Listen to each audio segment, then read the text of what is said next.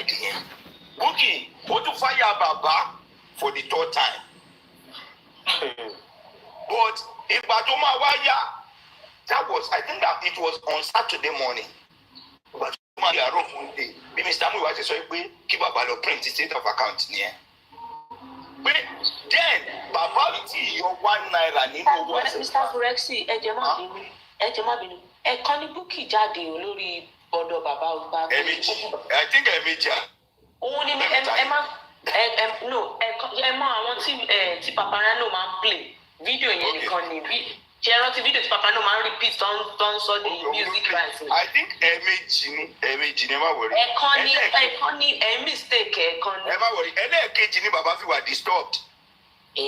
Okay. ẹlẹ́ẹ̀kejì ni bàbá fi wà disturbed ó lè má jẹ́ mẹ́ta bọ́ kíní yẹn wá mú bàbá yẹn Mr. Muiwa wá ní bàbá ẹ jọ torí Ọlọ́run ẹ lọ print state of account wa wọ́n rí wípé ẹ tí yọ £1 ní owó yìí and bàbá went to print the statement of account for the first time. kó tó gbà yẹn kí bàbá tó print statement of account I think people had already spoken and then nǹkan tó mú mi fọ́ fún Bukky nìyẹn ẹni sùúrù jẹ́ kò sẹ́ni tí ò lè ṣe mistake láyé mo fọ́ fún tó jẹ́ pé a máa ń jà o a lè máa sọ̀rọ̀ fún 2 months alálàlálá tó bá tún yá a lè sọ̀rọ̀ ó lè pè mí ọ̀kìn pé náà nǹkan tí mo fi fọ́ fún ni pé nígbà tó wá ṣe kinní yẹn tí bàbá wa máa print statement of account ó ní kó má wọrí mọ́ ó ní bàbá má bínú ṣe rí voice note tí Bukky fi bẹ bàbá ó lé ní 5 comprehensively tó ń gbéra ìṣépè tó ń sọ̀rọ̀ pé kí wọ́n má bínú ẹjọ́ torí Ọlọ́run kò sọ ẹni tí ò lè ṣe mistake ẹni yìí realize pé and ó dẹ̀ sọ fún bàbá pé ẹ wá sẹ́ owó oúnjẹ tí mo ní màá máa fún yín kò ní dúró ìdá ẹgbẹ́ bẹ̀ mí o ẹ̀gbọ́ ẹ̀bẹ̀ mi o owó oúnjẹ tí mo ní màá máa fún yín kò ní dúró wọ́n sì máa fún yín ṣẹ́ni ó ṣe voice note jẹ́ pé tóun òun ò jẹ́ lẹ́ni tó lè pe bàbá voice note yẹn gan ó jẹ́ ń sẹ̀ǹdì ẹ̀ sí bàbá ó ń sẹ̀ǹdì ẹ̀ sí Mr. Muiwa ìgbà yẹn ni mo ti fọ́ fún woman yẹn pé so you could bring yourself down to this level láti rí i pé o ṣe common carpenter o wá bẹ̀rẹ̀ sí ní bẹ̀bẹ̀ tó wá ń fira ẹ̀ ṣeré tó wá ń fira ẹ̀ ṣe pé láyé àti láyé mi ò ní drag yín mọ́ láyé mi àti láyé mi ní sọ burúkú ń pa yín mọ́. That was how Bukky got my mind. Ìyẹn lọ bẹ́ẹ̀ mo ṣá bàbá ò bá sọ̀rọ̀ bàbá ò pé bàbá ń wò Bukky náà kò ní that eagerness láti ó kàn máa pè ṣé àlàáfíà bàbá wa bẹ́ẹ̀ bá lè bá mi kí wọn ẹ bá mi kí wọn o and he was doing her show nobody knew what was going on. ó di ìgbà tó yá ó di pé àṣàǹbalọ another thing tí Kudi ti kọ́ mi tó ti ní encounter tí bitterness yẹn tó ti high first one ó mú dání kò mọ health situation kò lo health situation àti health condition bàbá yẹn ó mú yẹn dání as a negative punch sí bàbá. I am not trying to say anyone is better but iṣẹ́ kálukú lórí justice for Mohbad òun lèmi máa fi bá relate èmi ò ní bá èmi mo máa ń sọ fáwọn èèyàn pé tá a bá gba justice yìí even bàbá Mohbad kó padà pé kò mọ̀ mí mọ́ ni kò mọ̀ mí rí ni tí wọ́n bá ti sọ pé yes wọ́n ti mú ẹni tó ṣe kinní yìí o ọ ẹni báyìí ló ṣe o tí mo wà convinced bóun yìí kẹ́ ẹ fún lẹ́gba bóun yìí kẹ́ ẹ sọ pé ó yá wọnú yàrá yẹn fúnjọ́ méjì bóun yìí kẹ́ ẹ ní kinní kan kò kàn mí òfin ló ní ìdájọ́ ti tèmi ní pé a gbọ́dọ̀ I want to see the person who is culpable for this heinous crime. Now, Bukky ń bá ṣó ẹ lọ, Kudi náà ń ṣe ṣó ẹ. Àwọn bossman Lady Ryan appearing on Kudi. Yes, Bukky náà, ó ṣáà ń bá tiẹ̀ lọ speaking about kìnìkan. Well, a ṣáà ń follow àwa náà, à ń follow bí màálù agbọ́lọ̀tún agbọ́lọ́sì àwọn tó bá máa fún A ní information wọ́n fún ní information bó ṣe ń ṣe àwọn tó máa fún B ní information wọ́n fún B ní information. èmi ò ever because tí Kudi bá ń sọ̀rọ̀ á ní bàbá blogger ṣẹ́rí Bukky ó ní nǹkan kan tí wọ́n mọ̀. Bukky doesn't look for information. He will not call you. She will not call you for information. Ó máa pè yín gan fún clarification ni. And I've never called Bukky and told Bukky pé ẹni báyìí bá wa bu àbí ẹni nǹkan báyìí ló wà nílẹ̀. Nobody has ever done that. Nobody has ever done that. I was surprised pẹ̀lú nǹkan tó ṣe pẹ̀lú ìyá Mohbad without anybody's knowledge. Kì í ṣe pé mi ò mọ woman yẹn náà. Kì í ṣe pé mi ò mẹ́ntó tó ṣe kíní yẹn náà.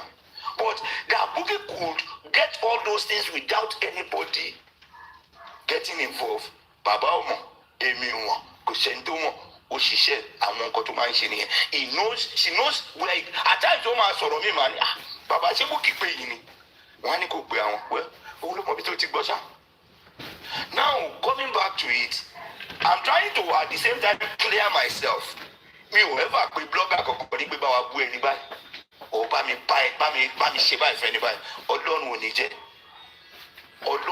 because ṣé ẹni ẹjẹ sọ secret bloggers fún yín àwọn bloggers yẹn don't tell them anything because whatever you tell them tẹ́ bá jọ ọjọ́ rẹ̀ tẹ́ bá jọ rẹ́rìn if ìbá lo 10-15 years tẹ́ bá wọn jà àbí tí nǹkan kan bá cross party they will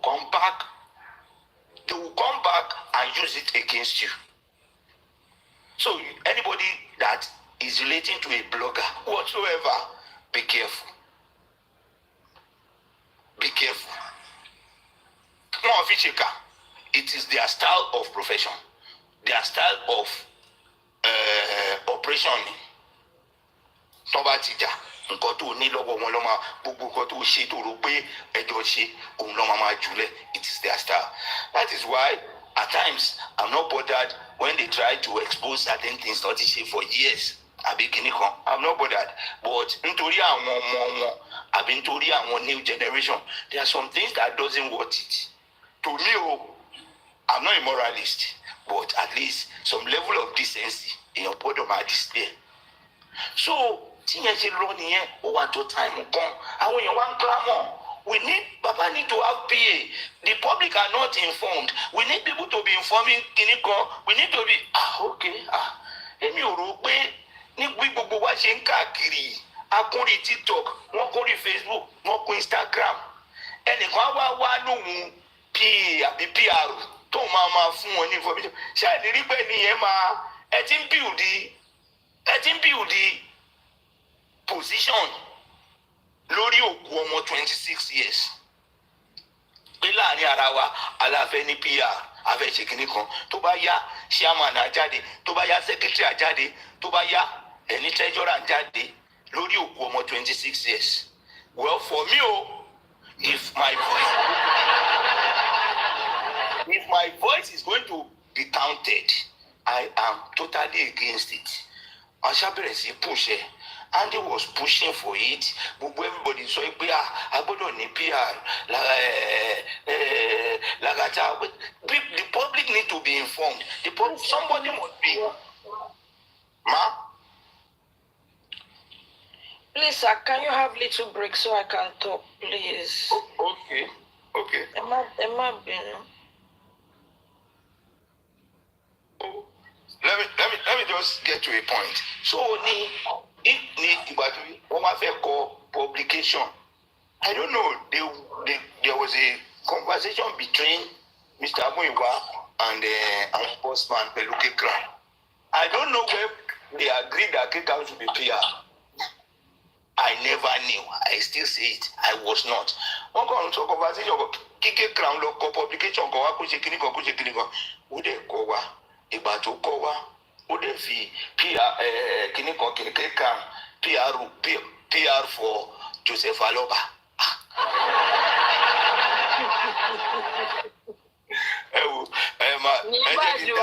Ẹ jẹ́ kí n dákẹ́ máa continue bẹ́ẹ̀ tí ààyè bá tún wà èmi kan mo ní nǹkan tí mo fẹ́ ṣe.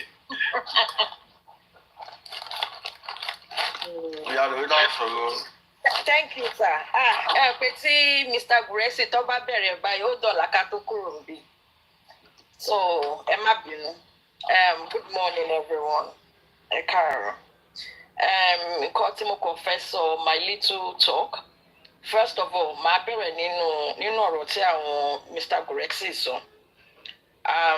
Both Sister Puki àti Yekudi mi tí mo wọ̀ láti 2016 lórí Facebook, she understand. And what I can say about Buki is that Buki likes straightforward people. Tó bá ti ń ṣẹ́kọ́nà mọ́ lẹ́gbẹ̀ẹ́ níbi tẹ́ bá ti ń ṣe nǹkan. Ó lè kọ́kọ́ wẹ̀ first time, tó bá máa fi wẹ̀ second time, third time, ó máa lash out ni. And she's somebody that if she likes you, tó bá ń gbèjà or she's like your friend or whatever, tí kọ́kọ́ bá ṣẹlẹ̀, even before you yourself you know, she will come out and fight for you. She will she will come out and stand for you. That I know. And Yekudi know, I listened to, I got to know her when the fight on Facebook and all that. And, and I know with time, she became better with time. With things, like, the way she does her show and, things in general. But in Kote like your Makuro. If you know you were in a group before, in Fraka group, it was a year and a way. But for her denying, but when they do parties, you are there. When anything happens, you know the in and out of it. We know she's part of them. We have active members and we have those that are not active members in both groups. So me too, I was one, but I was not an active member. I was more of a silent watcher. But so that one I cannot lie. Nínú ayé àbí? No, I was not Aye. I was with Mama. Oh. Budi was with Aye. It's for her denying.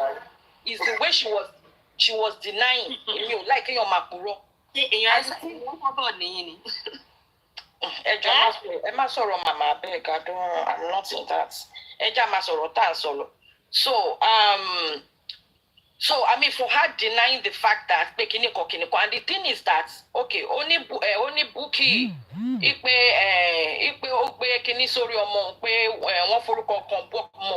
that is not how the thing was working. She knows herself people she Buki gongon. Loko shori Buki if you are in a group, anybody can stand up and retaliate on the other person. That is how they do it. And our other team, it was not Iyaye Gongon, but I want to one London, Logbe RIP. Don't go knock with Sunu Posisa Omoko. So one retaliates Yarawani. One retaliates Yarawani. So it was not Buki herself. Lo pu omotiti. Putting that aside, regarding justice for Mohbad, all this why I listened to Yeyekudi Mama, I listened to her on Facebook and all that. And regarding this Mercy's issue, when she first time, it's not the second or third time.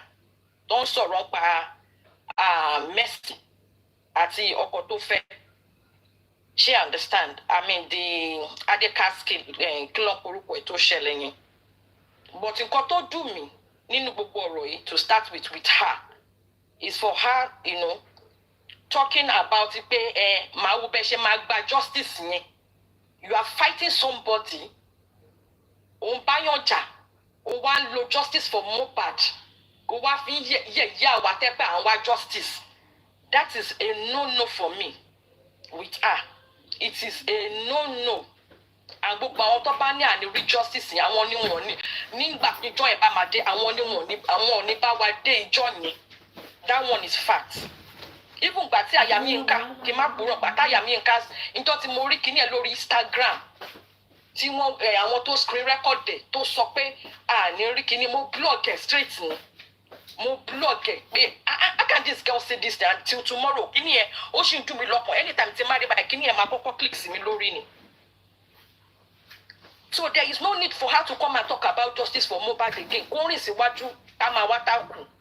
and gbogbo àwọn tó pé níta wọ́n ṣe bẹ́ẹ̀ pé àwọn they are saints, they are white, but inside of them they are full of darkness. Wọ́n fẹ́ ká gba justice. Ọlọ́run máa disgrace wọn, Ọlọ́run máa shame wọn, Ọlọ́run máa yẹ̀yẹ́ wọn, Ọlọ́run máa dẹ̀ tì wọ́n síta kúrò ní justice yìí ni. Nǹkan tó dùn mí jù ní gbogbo ọ̀rọ̀ yìí, because àwa gbogbo kan tó ṣe yà cruise là á máa ń pè lórí Facebook ní cruise. Apart from ọ̀rọ̀ justice yìí, òun bá yàn jà ẹ ti níra yín sínú tẹ́lẹ̀, ó wá sọ pé ìwọ máa rí bó ṣe máa gba justice, pé lágbájá kan ló ba justice ṣe. Ṣé òun lọ́lọ́pàá tó wà Nàìjíríà tó lọ ṣe investigation ni? Even kan bí Facebook yẹn ṣe wà, tẹ bá jà lẹ́ni tó bá dọ̀la a máa ṣọ̀rẹ́, ẹ lè tún regroup kẹ bára yín ṣọ̀rẹ́ just because ẹ fight for one cause. Why throwing justice for Mohbad under the distance? That means pé ọmọ yẹn gan ó dẹ̀ ní ọmọ tó age yẹn. That means pé òun yẹ̀yẹ́ Mohbad nìyẹn náà. Nǹkan tó dùn mí jù, anytime I think about it, because I've just been keeping quiet all this while, gbogbo nǹkan tó ń ṣẹlẹ̀ I've been keeping quiet. But ọ̀rọ̀ yẹn ó dùn mí gan, the statement she made. Tó bá ń bá Bukky jà, ẹ máa cast course fúnra yín. Tó bá sún yín, tó bá tún dọ̀la, ẹ padà kẹ́ tún bẹ̀rẹ̀. But not at the expense of justice for Mohbad. Ọmọ tá à ń gbàdúrà pé kárí justice fún, wo máa wo bá wa ṣe máa rí. Adé máa rí, if you like it or not, a máa rí. That is my number one. Number two, regarding money àti car, because she mentioned it. Ọ̀rọ̀ owó, bí owó yẹn ṣe ṣẹlẹ̀. Ìgbà tí ọ̀rọ̀ bàbá kọ́kọ́ ṣẹlẹ̀ lórí Facebook, tọ́rọ̀ yẹn lọ káàkiri, because Facebook làwa wà, káwa tó wà join. Káwa tó wá sí kinní sórí TikTok. Regarding owó, gbà tí Bukky kọ́kọ́ jáde, she understand, because gbà tó ní Bukky drag bàbá is once that me I know, because man stream lórí Facebook is once. But ó ti kọ́kọ́ ṣe show kan rí from the beginning. That was when everybody gbà tó ń sọ̀rọ̀ pé tí wọ́n sọ pé bàbá lọ sin ọmọ ẹ̀ láàyè. She came out there, ó dẹ̀ sọ̀rọ̀ sí bàbá. Afterwards, she now came back when she got to know the truth. So that pé gbà tí BBC kìíní jáde tí bàbá ṣe. She apologized. And ìgbà tó apologized yẹn, before she now said, I think before her, either on her platform or before her, because there were few people that were already talking about it on Facebook.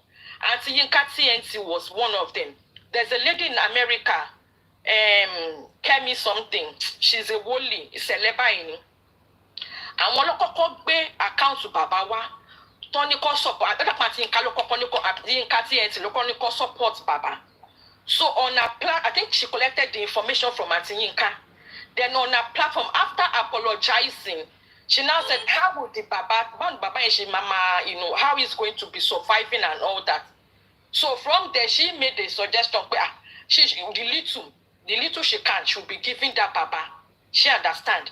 Bí ọ̀rọ̀ owó yẹn ṣe jáde nìyẹn. Bí ọ̀rọ̀ owó yẹn ṣe jáde nìyẹn. Apart from her, some other people pledged then and there that ipa òun náà máa support. There was another lady that said òun náà máa fi 100,000 at least kọ́ tí a máa rí nǹkan máa fi survive for now. Then even on some other platform that were not a platform at all, àwọn náà even kí ní account bàbá àtòrí Facebook mo ti rí long time ago, not even on a platform. Wọ́n ti gbé jáde pé òkè kí àwọn èèyàn kan rally round bàbá náà pé káwa náà kan support bàbá yẹn. So it's not about her bragging. It's not about her bragging or whatever. Ngbà yẹn ló ti pledge, gbà tó wá apologize sí bàbá, ló ti pledge ngbà yẹn. Then regarding car, ọ̀rọ̀ car ò ṣe car, because from nǹkan tí Yèyé Kudi sọ pé ń brag pé àwọn làwọn ra car, bọ́rọ̀ ṣe ṣẹlẹ̀ kọ́ nìyẹn. She didn't just wake up one day and started bragging. Ìgbà tí ọ̀rọ̀ bàbá ò ṣe bàbá tó ń gbé káàkiri pé there was this thing that came out, tó ń gbé kíni bàbá wà nù bus or something, táwọn kan tó ń ya picture bàbá, because I saw the thing as well. She now said ipe at least táwọn èèyàn tó bá lè ra ríram, báwo la ṣe lè ra ríram, and she was saying at least so ẹ tó bá lè fún bàbá mọ́tò, ẹ tó bá lè help You know, when she was doing her show, she was just saying her own thing. And somebody then and there said, she wants to give cow. She understand. And it was not even immediately the person got back to her. It was not immediately the person got back to her, because after that time, she did another show. Oman be how far with the car, because I'm your man bring suggestion and concubine. She was even joking that day. The person didn't contact her after the show. She understand. And she did that show that day. I think it was later on. Maybe the person watched the show. Luffy get in touch. Because really help Baba with the car. And that's how the car came about. So do you expect her to keep quiet? Obviously,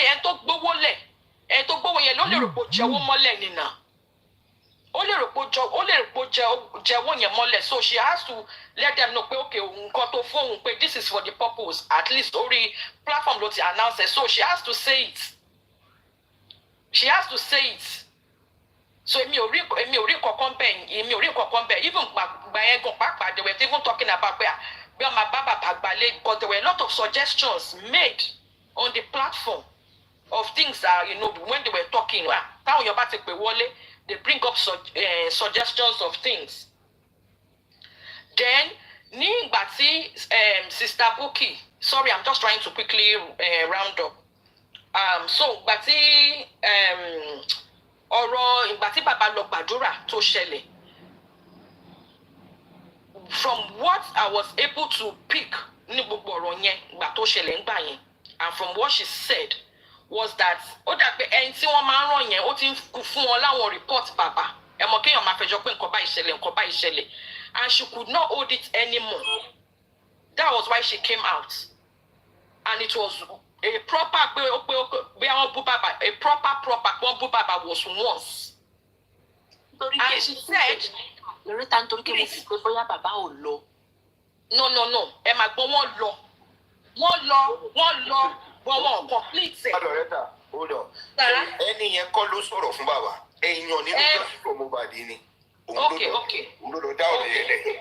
Okay, sir.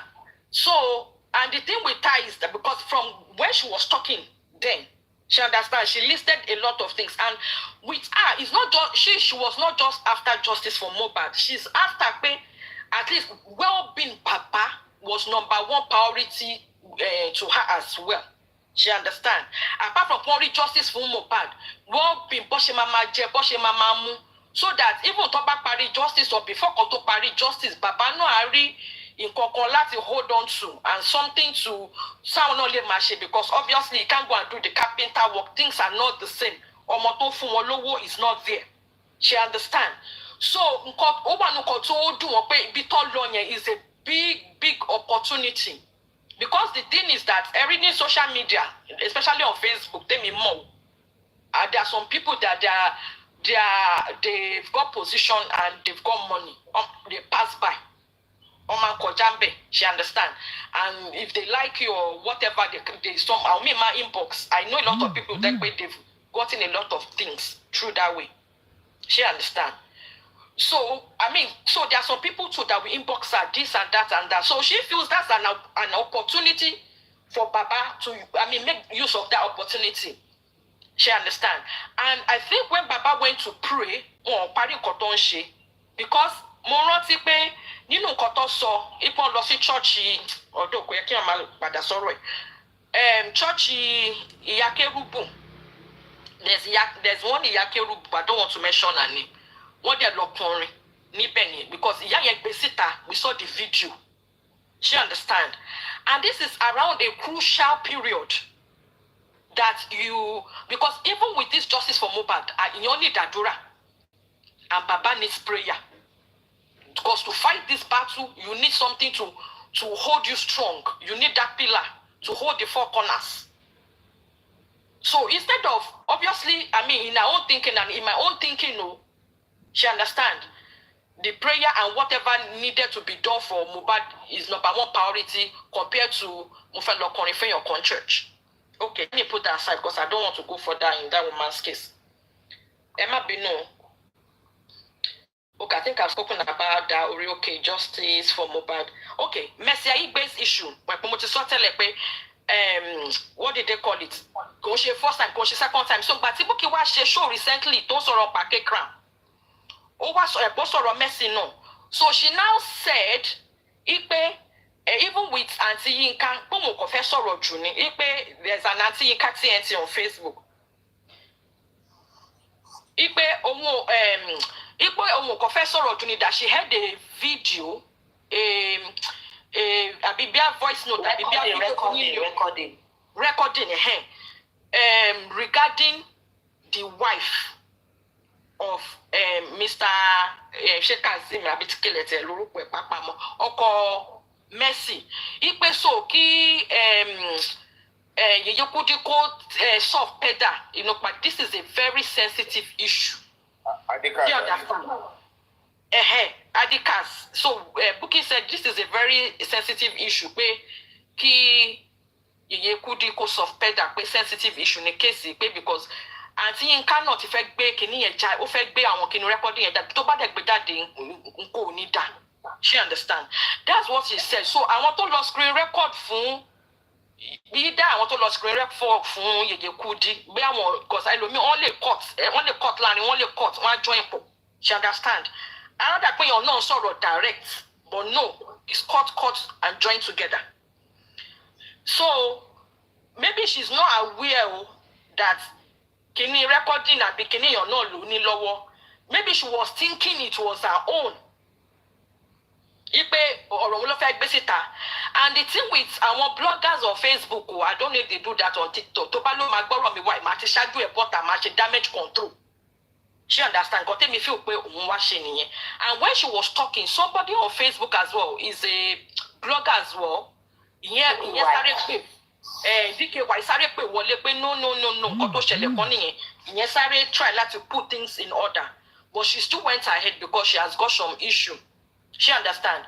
And as a mother and as obìnrin of her age, because èmi gan ṣe baby, as a mother tó ti bímọ and of her age, kíyàn dẹ̀ wà nílé ọkọ, either you are in ọkọ's house or not in ọkọ's house, wọ́n máa sọ̀rọ̀ ex ìpẹ̀jọ́ fẹ́ kinní kan tí mo dẹ̀ mọ̀ pé I'm a married woman. No. Even if I'm looking at you as a mentor, enjoy any mentor kinní yẹn must stop. Because number one, that is why some people were abusing her husband after that now. She will say she doesn't do it. But she has deleted the distance. Let us learn to control our anger. The thing with Yeyekudi, she's a nice person, don't get me wrong. When she's nice. But when she's angry, got is only anger only control. So I pray that God touch her heart. I be come and show me from come gbàdúrà sí come amu.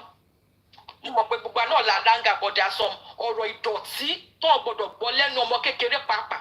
Wọ́n máa sọ̀rọ̀ ex kan tó ti lọ. Ìdá àwọn fẹ́ Bukky. I show apologize. Ní kíni láyé. Kò sọ̀rọ̀ lánàá. Ó ṣe ṣùgbọ́n mi abeg ẹ̀pẹ́ ọ̀rọ̀ yẹn ọ̀rọ̀ ìdọ̀tí ni. Mi kàn fi rẹ́rìn ni. The first one tó ṣe mo kàn fi rẹ́rìn ni. Because it makes sense. It makes sense. At that age, 49, 50. All right, I want to short it back. But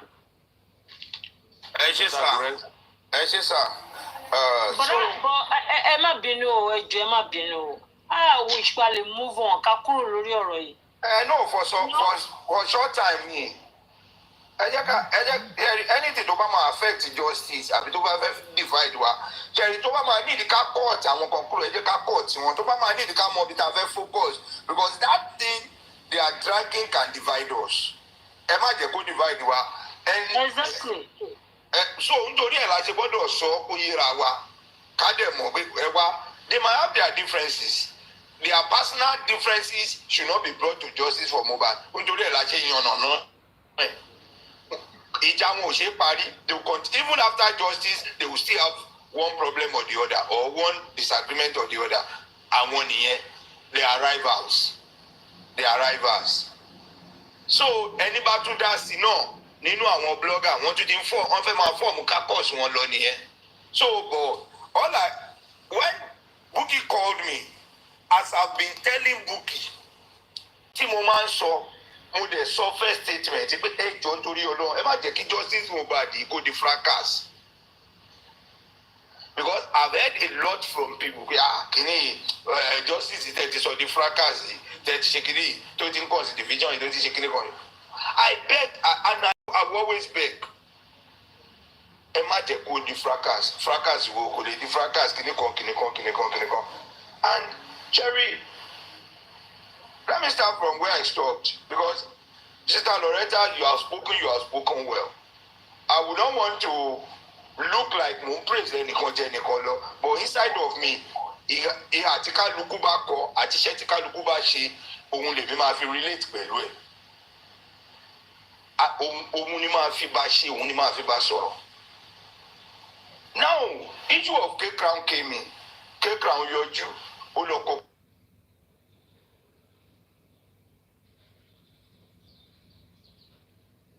Forwarded it to me. Ẹ wá kí lélẹ́yìí.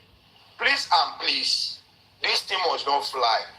Tí àwọn èèyàn bá rí, and K-Crown is only limited on Kudi's platform tó bá ń ṣe live.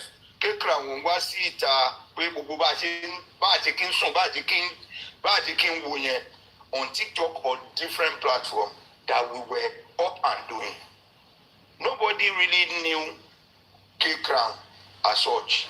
All of a sudden, and immediately, and I've heard a lot of underground rumor. I might be wrong, but I will just say a few. Nínú rumor yẹn pé let us say we are looking for PR. How do we get a PR? What a journalist was tilting himself towards that. Àwọn interested parties, journalists náà ní Westo, àwọn kan náà bẹ́ẹ̀ tó ń host àti tó ń sọ̀rọ̀ dáadáa lórí platform yìí, they wanted to and they merited being Baba PR.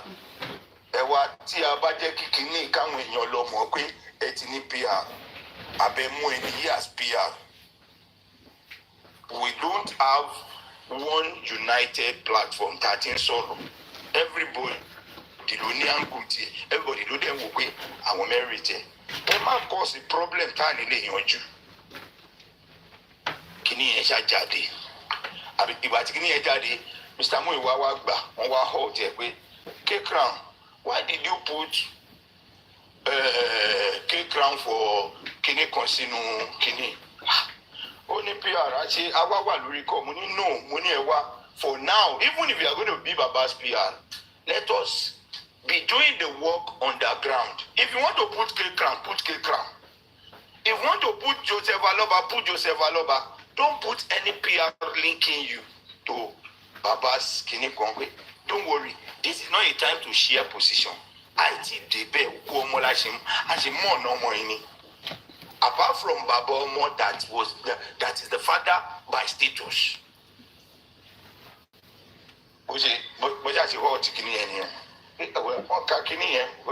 A lot of work that needed to be done. One very publish one I till they publish it. The next about run the next few hours, let me put it that way. But a tape was so do security platform here. No one paste TSC or the platform as Baba's statement, K-Crown for PR. But when you're sharing here, the call started coming in. Ìgbà wo lẹ mú K-Crown fún PR? Ìgbà wo lẹ ẹwà? Mi ò mọ̀ gbà tó mú K-Crown as PR and kò dẹ̀ sí. Bàbá wo the public? Tí bàbá bá ní PR, bàbá máa wá sórí platform. Ìgbà yẹn bàbá yìí ti ṣí account. Bàbá will come to platform láti wá announce pé ẹ wá o. I have appointed this person as PR. Tí o bá ti sírú nǹkan bẹ́ẹ̀ yẹn, please and please disregard anyone tó bá kọ̀ọ̀kan. Just for peace to reign. ni mo ṣe sọ nǹkan yẹn wẹ́ a máa sọ ìgbà tó dẹ̀ yá kéèkàn bá bínú bá fárígá pé mi ń deny òun àìpé mo ṣe PR bàbá wá ọ̀gá dé I was not there when they made you PR even as at when you. ẹjọ́ Mr. Aggressive try láti stop yín ẹjọ́ ẹ jẹ́ ká fi ọ̀rọ̀ kékeré rẹ̀ ẹ bọ́ sí ọ̀rọ̀ ọ̀gbìn. Now if another issue ti Kudi ní pẹ̀lú. kékeré kò wà lẹ́yìn pàǹtí mi gan láàrin ọmọ ẹgbẹ́. No. Kì í ṣe kékeré is nobody. Ibi tí Kudi ti gbà ní another problem pẹ̀lú ẹni. ẹlòmíì ìyẹn ló fún wa ló mú spirit wa high good news tá a gbọ́ from the Lagos state. ẹ máa a máa sọ̀rọ̀ a máa débẹ̀ yẹn ẹ kàn jẹ́ ká yan ilé ìtọ́. àwọn ọmọ kékeré. Well, now K-Crown is not an issue in this case. Òun gan kò tiẹ̀ sí lára wọn. But ní Kudi tó ṣe gbà sórí tó ń fi K-Crown báwọn èèyàn jà. Òun ni angle tí mò ń try láti drive out. Ṣé gbogbo kínní I don't know how and kí n quantify bitterness Kudi ní fún èmi in person I can't say. We joined on conversation after them for a while. Ẹ má bínú ẹ má ṣe kíní kan ọ̀rọ̀ gbéraga ọ̀rọ̀ mọ́ṣáàṣì ṣé mi. Kò jẹ́ olórí ìlú gan-an wà lọ tiẹ̀ máa lọ tèmi ni. I don't give an F about who you are. Kì í ṣe anybody. Kì í ṣe mi mọ́ lórí ilẹ̀ ayé yìí. Pátápátá ẹ̀wọ̀n kó gbébọn sí mi lórí that will not deny mi ní deny nǹkan tí mo fẹ́ sọ. So going away from there, tí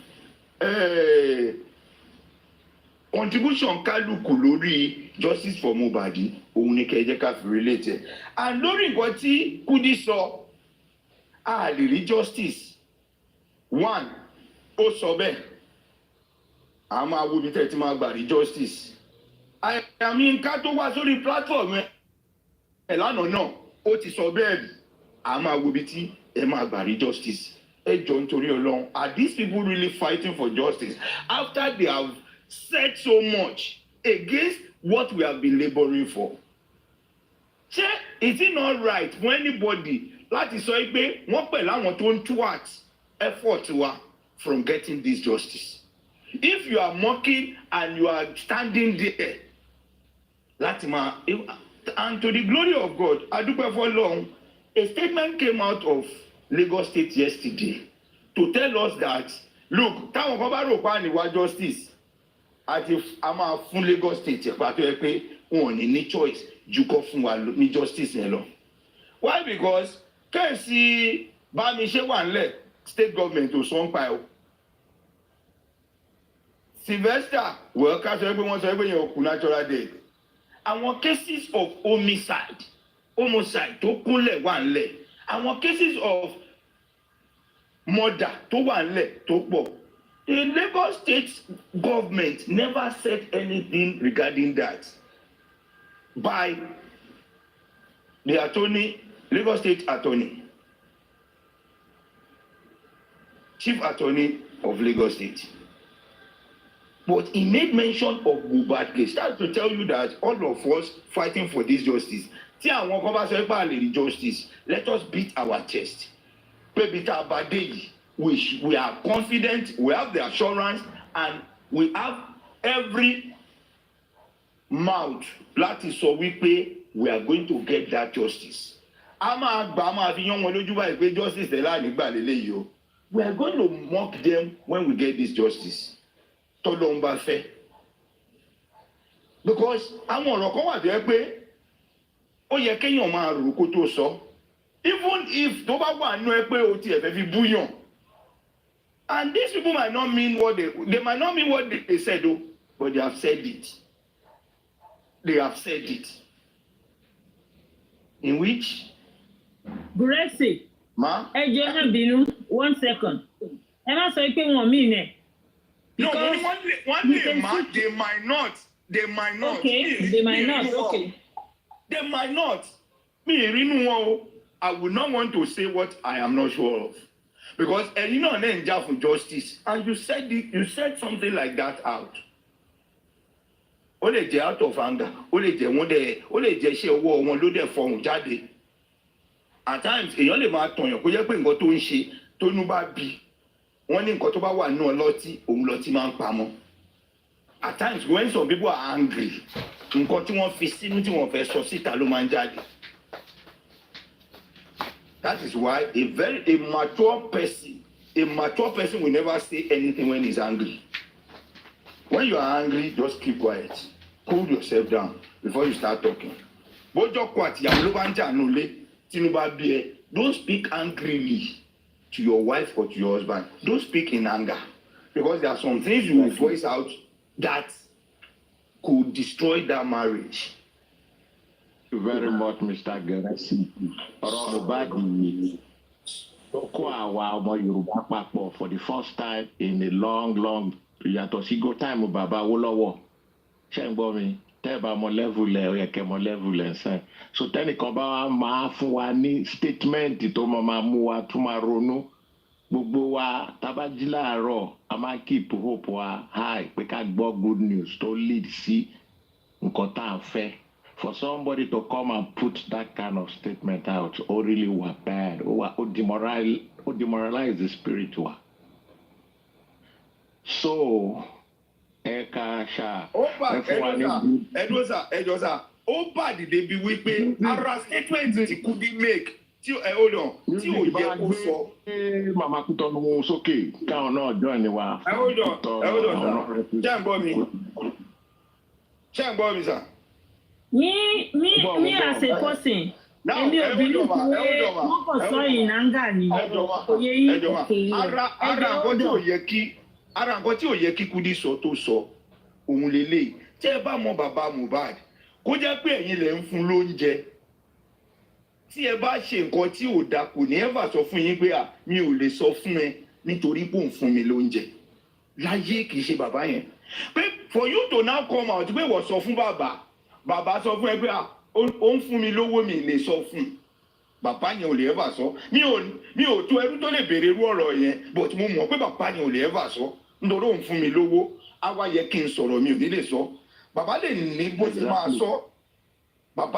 ṣe máa sọ bẹ́ẹ̀ tí ó bá dé level kan bàbá máa sọ fún ẹ pé báyìí ni kò sí nǹkan tẹ́ máa ṣe àwa tó bàbá ẹ wá rò pé bàbá láìkì àtẹnujẹ àbí bàbá jálá àtẹnujẹ it's not the time. I respect that man in every area of fatherhood. So bàbá ló mú mi wá sórí bàbá ló mú mi join ní kíní bàbá ni mo rí because mo rí quality tí bàbá ní tí bàbá tèmi ò ní bàbá mi dẹ̀ wà way in a bigger stuff but nǹkan tó mú mi admire bàbá ni pé mo wish pé bàbá ni bàbá mi torí mo rí gbogbo quality tí bàbá máa ní sọmọ relationship ẹ pẹ̀lú Mohbad láti kékeré bàbá tó ń fọ́ ẹ̀yìn díẹ̀ kí ọmọ ẹ máa suggest fún at that particular time ẹ̀yin náà ẹ̀ wo irú mind tí bàbá yẹn ní kó máa brainstorm pẹ̀lú ọmọ ẹ̀ kékeré kó máa brainstorm ní the way forward báwọn ṣe máa put food on it. There is one thing mo fẹ́ sọ níbi tí that's very big. ẹni tí ó jẹ́ bíi ọ̀rẹ́ mi tó jẹ́ àbúrò bàbá yẹn ó sọ fún mi pé bàbá yìí ó máa jìyà kan lórí àwọn ọmọ ẹ̀ ó ní bàbá yìí ní àwọn fámìlì tó lè help ẹ̀ nígbà tèmi ń pa ó ní bàbá ò torí ẹ̀ pè wọ́n rí pé ẹ send 1,000 naira sí mi òun torí ẹ̀ ní fámìlì ò ṣe tètè mọ̀ pé òun ló bí Mohbad àbò lọ́mọ kan tó ń kọrin and that is a secret bàbá yẹn wà so disciplined and so enduring to the extent that whatever I will struggle to feed myself and feed my family without the help of anybody except God.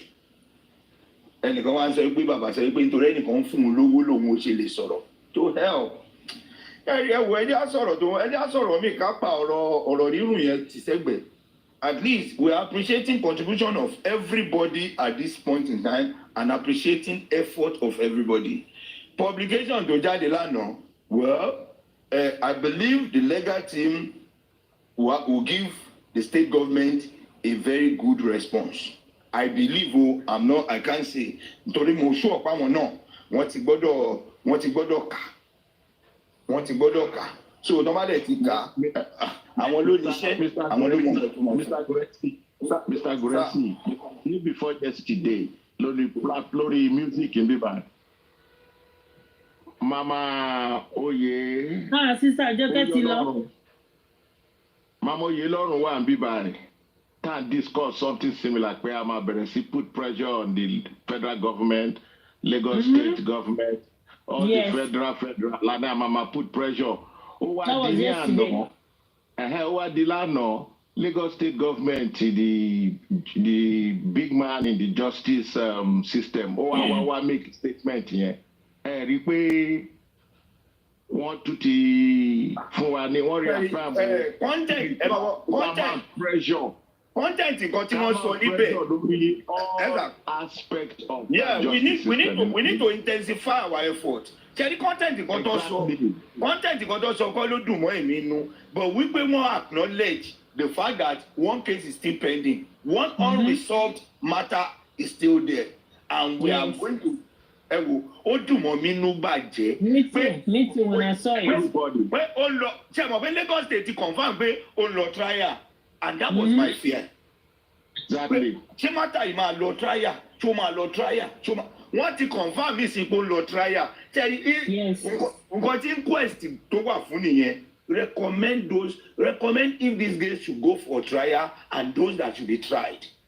The inquest bá sọ pé this matter is not going for trial pé àárín nǹkan ìdá tó bá yẹ pé kì í ṣe pé wọ́n ṣe bá a ṣe fire pathologist ṣe mọ̀ pé by pathological result tí wọ́n gbé àbí by autopsy result tí wọ́n gbé wá ṣe mọ̀ pé no cause of death náà máa gbélẹ̀. Yes. No cause of death náà máa gbélẹ̀. They will link it. They will be happy to link it to natural death, and everybody goes. But with the pressure and the noise, tamper, and the lawyers up for it, Lagos state government they are eager to start the trial. They are eager to start the trial. Mo mọ̀ pé George tó fẹ́ gbélé lọ́wọ́ gan òun wá ti máa jí mbáyìí because it's going to be a pressured case. Yes. A case of interest and a case of global attention. Global attention. All eyes will be on the judiciary. That's right. So we are the only thing we just need to put finishing touches to the inquest so that tí wọ́n bá fẹ́ gbé wa lọ wrong side ká tètè correct ẹ pé ẹ wá àlọ́bẹ̀ yẹn ibi tó yẹ kẹ́ gbà rè. Tó bá nìdí pé kẹ́ kógi mẹ́ta síná àbí tó bá yẹ kẹ́ kógi igi mẹ́wàá síná tẹ́ ẹ fẹ́ fi mẹ́ta sí ẹ jẹ́ ká sọ fún wọn pé igi kù méje tó yẹ kó wọnú náà yẹn so that iná yẹn á lè jò dáadáa. So going on trial for the trial to be interesting, all those that need to be tried will be tried. Mr. Guresi, ẹ send message díẹ̀ sáwọn tó stop inquest pé inquest or no inquest. Well, another angle tẹ́mi tún gbà wò nìyẹn pé Lagos state ò tiẹ̀ ready àti fún wọn látẹ̀ǹsán wọn náà ti ṣetán wọn náà àwọn ti fẹ́ lọ trial recommendation náà retí àwọn ti fẹ́ lọ on trial so for them to adopt another new set of lawyers will be like ẹ̀kan wà wọ̀ ọ̀hún bench join us at the trial if you are interested join us at the trial it's like okay we have gotten the family is the one that we are waiting for the autopsy result while they are waiting for the autopsy result inquest sì gbọ́dọ̀ máa lọ inquest gbọ́dọ̀ máa lọ táwa yọ wà wọ lórí burúkú tí wọ́n hàn tiwa ó yẹ ká ti ṣe inquest bíi méjì báyìí nísìnyí kí statement state government tó jáde báyìí ó yẹ ká ti ṣe inquest méjì but they are doing their whatever rubbish inú wọn dẹ̀ ń dùn àṣé owó tán kó jẹ owó tán jí fraud tán ṣe òun ló fẹ́ justify ọlọ́run ò dẹ̀ nígbà fún wọn àyàfi tó bá jẹ́ pé bàbá Mohbad yìí kò wá justice àti pé kò fẹ́ wá kú tó pọ̀ ọmọ ẹ̀ àbí pé bóyá ó lọ́wọ́ sínú nǹkan ọmọ ẹ̀ nìkan ni wọ́n máa jẹ lọ láṣìírí wọn ò ní túkanlẹ̀ ẹ lọ ń ṣòṣì ẹ̀ ń ṣorí burúkú bàbá yóò wá justice go fraud me, not to go fraud me, not to kinikon, not to kinikon. We want to see accountability. We want to do accountability. I'm going to draw. Want to draw a chart. Want to draw a chart. Big company in Mohbad. Want to draw a chart, administrative chart. Want to draw it. And the column of okay. Mr. Goresi, back to the Lagos State Attorney General. Everyone need more insight. Everyone is speculations of what you are thinking. For the Lagos State Attorney General, the statement was made.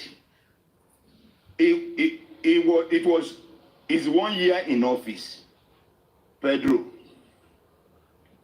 Son Noni. Yes, son Noni, I saw it. Pedro. So it was his first year in office. And he gave account that look,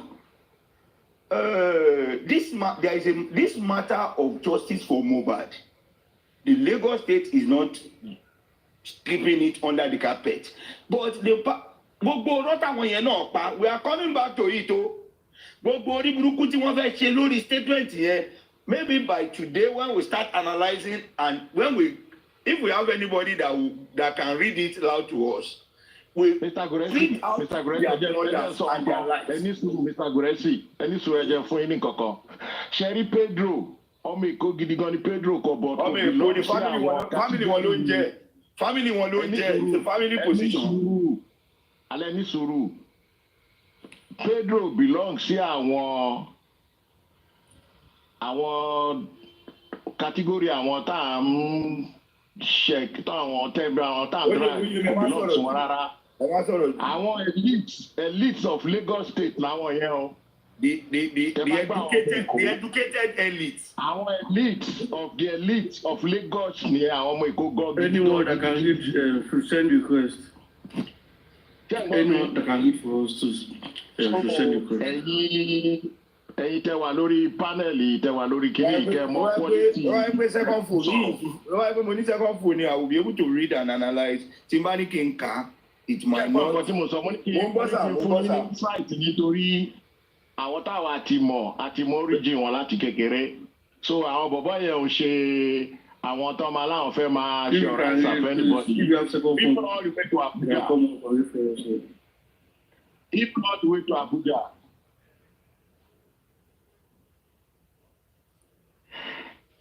So I need a very good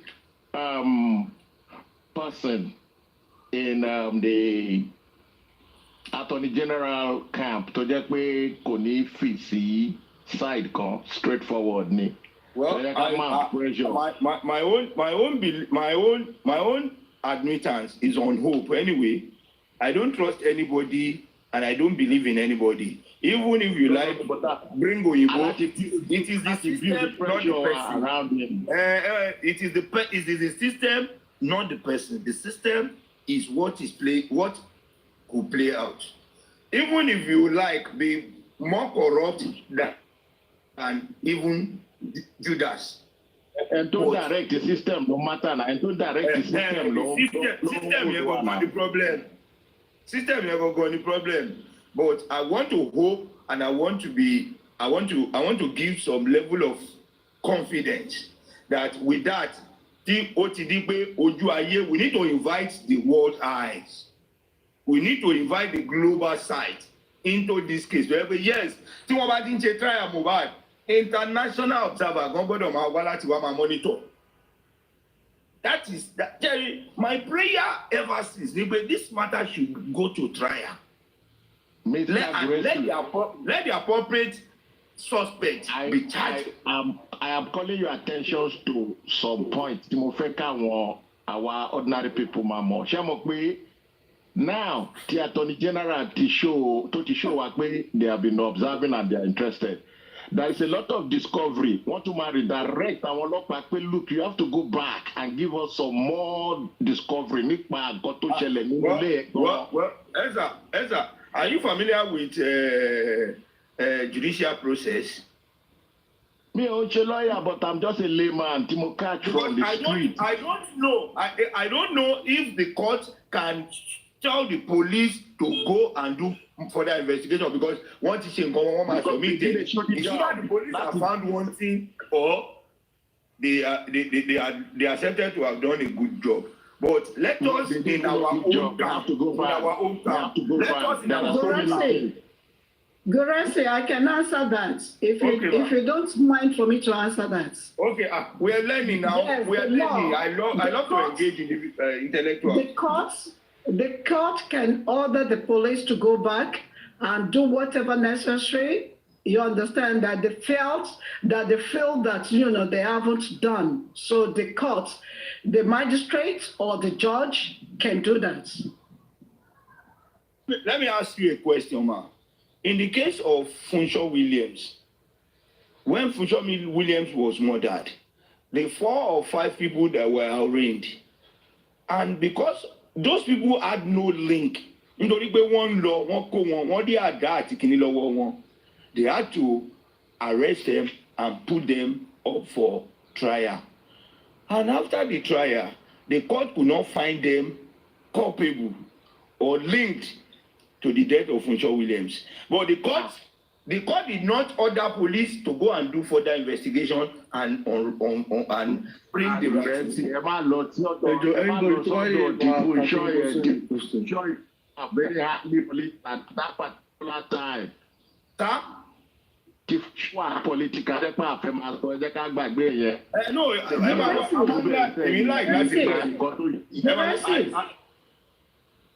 Guresi, they could have ordered them to go ahead, but they just refused to go that way. It's not that they cannot do it. They could have done that, but they refused. You understand? Okay. So refusing is not the same thing as they can't. Politics. You understand now? Okay, ma. Okay. Bí wọ́n ṣe sọ fún àwọn pathologist wa pé kí wọ́n ṣe further examination tí wọ́n kọ̀ tán ṣe tán wá defend the fake result.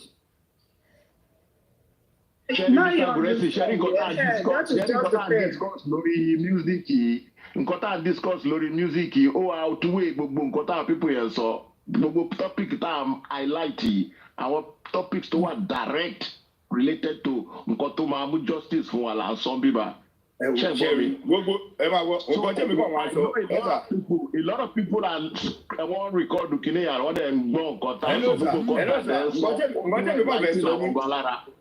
Nǹkan tẹ́mi wá sọ at this time ni pé ṣẹ́ni gbogbo ìta tí ń ṣe látijọ́ yìí à ń dára wa lára yá ni. If we enter the trial properly, everybody should get involved and we should all keep ourselves together. Èmi ní tẹ́nìkan.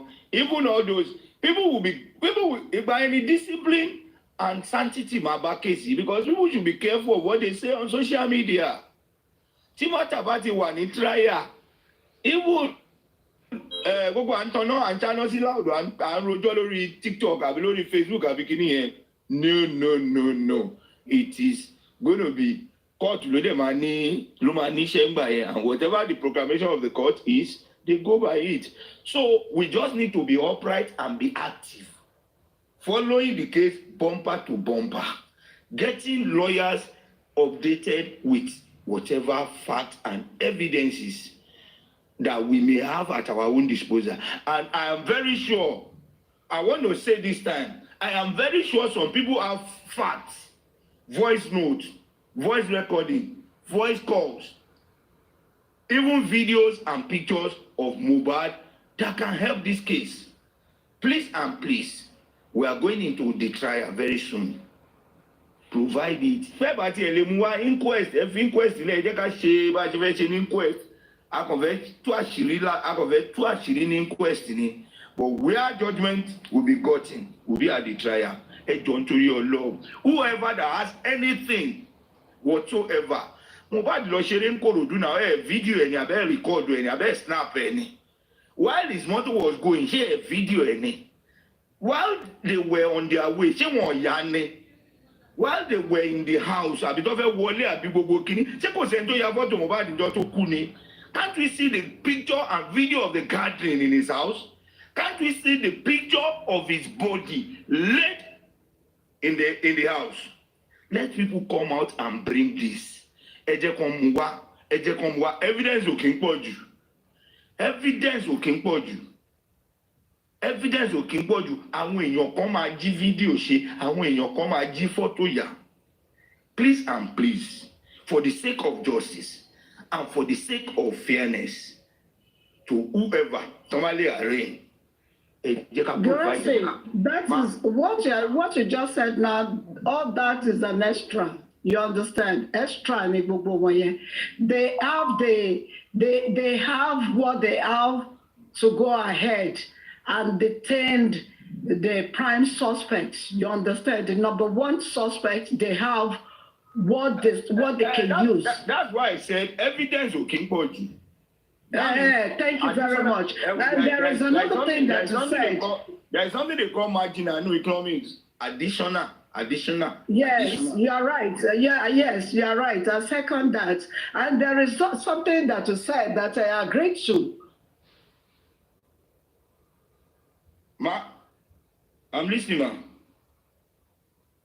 Second, hello, ma. Yes, and pick the person. You understand, especially the one that's that's next to the, we can say the king. You understand, the wife. Are you getting what I'm saying? They can still pick her up, put her in custody. You understand what I'm saying? That is the way they do it in America. I'm not the only one from America here. Mr. Luca is here. You understand? The next person to the person, because this is the husband that died.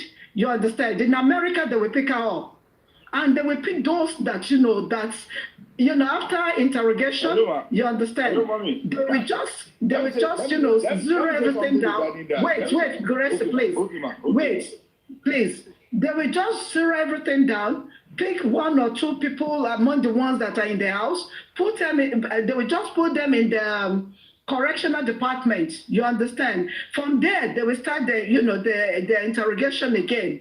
From there, they will bring them to court. You understand? No criminal will just open mouth and said, okay, yes, this is this, this is that. You understand? No, they have to put that criminal behind bar for that criminal to understand that, you know what, hey, this thing is not a joke again. Then that person will start to confess. That is the way it is in America. I know the people that I work with in America, that is the way it is. Hello, mommy. Let me say this.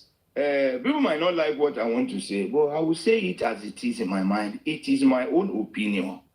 And let me be condemned, criticized, or if at least a praise, Timba deserve, let it be for me. Now, on that case, Cherry, I want to believe that case is a case technically lórí, because interest to one day, in the global interest. And it is going to be a scorecard for Lagos state government and Nigeria judiciary as a whole. Now, Nigeria police or Nigeria investigators or the investigative prowess of Nigeria is not as sophisticated as that of United States. I want to believe that with the sensitivity of this case, even the suspects, those who are, because Sherry, one thing tell me really, whoever that is a suspect in the murder case, one can release one can free one. Murder, rape, and robbery. They don't. It is only on Mohbad case that okay, a release gbogbo àwọn tá a pè suspect. Now it is possible that government want to know what the investigators want to know what they are doing or what they have been doing. What they have been doing and what they are doing. Let us observe their phone conversation. Let us observe their movement. Let us observe what they are doing. Okay, let us go after them. Even for police to be saying publicly, prime boy. He wants the people to focus on prime boy side. But investigation might be going on. Oh yeah. I want you can't do any private investigation without police. Police not the private investigators now. It is possible that they have been monitoring all these people. All of them, they have been monitored.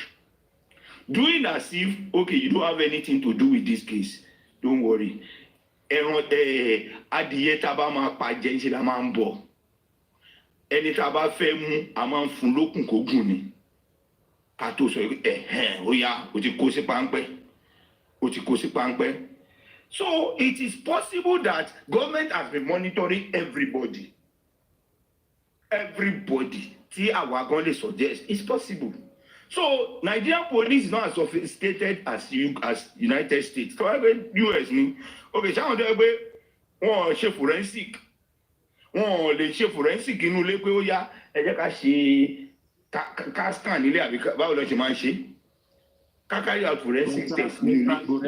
Wọ́n fún wọn ní monitor and everything ọmọ yẹn jáde owó 200 and something million Nigerians only fuck you guys. And he said it is not yet. Ara kini yẹn, it is possible that ara kini yẹn náà ni government yẹn observe. Pé àbí làwọn ọlọ́pàá ń wò pé okay, let's see their reaction, let's see what they are doing. Let us. Ṣàkíyèsí ní kápẹ́ntà ni bàbá Mohbad, kí ni bàbá ọmọ yìí gan? Ó wà lower than kápẹ́ntà. Gbogbo Nàìjíríà ò ní fuck everybody. Ajagunbalẹ̀ ni bàbá ẹ̀.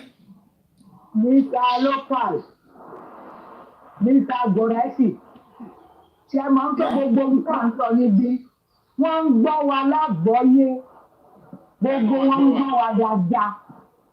Ẹni tí ń ṣe distraction, tí ó ń ṣe bíi pé òun jáde, òun fẹ́ sọ sórí ayé ẹ̀ fún wa, tí wọ́n ní nì.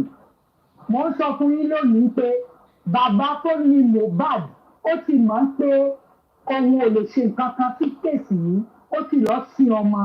Wọn ò lè lọ wọ̀kú padà kán mọ́ ṣiṣẹ́ fẹ́.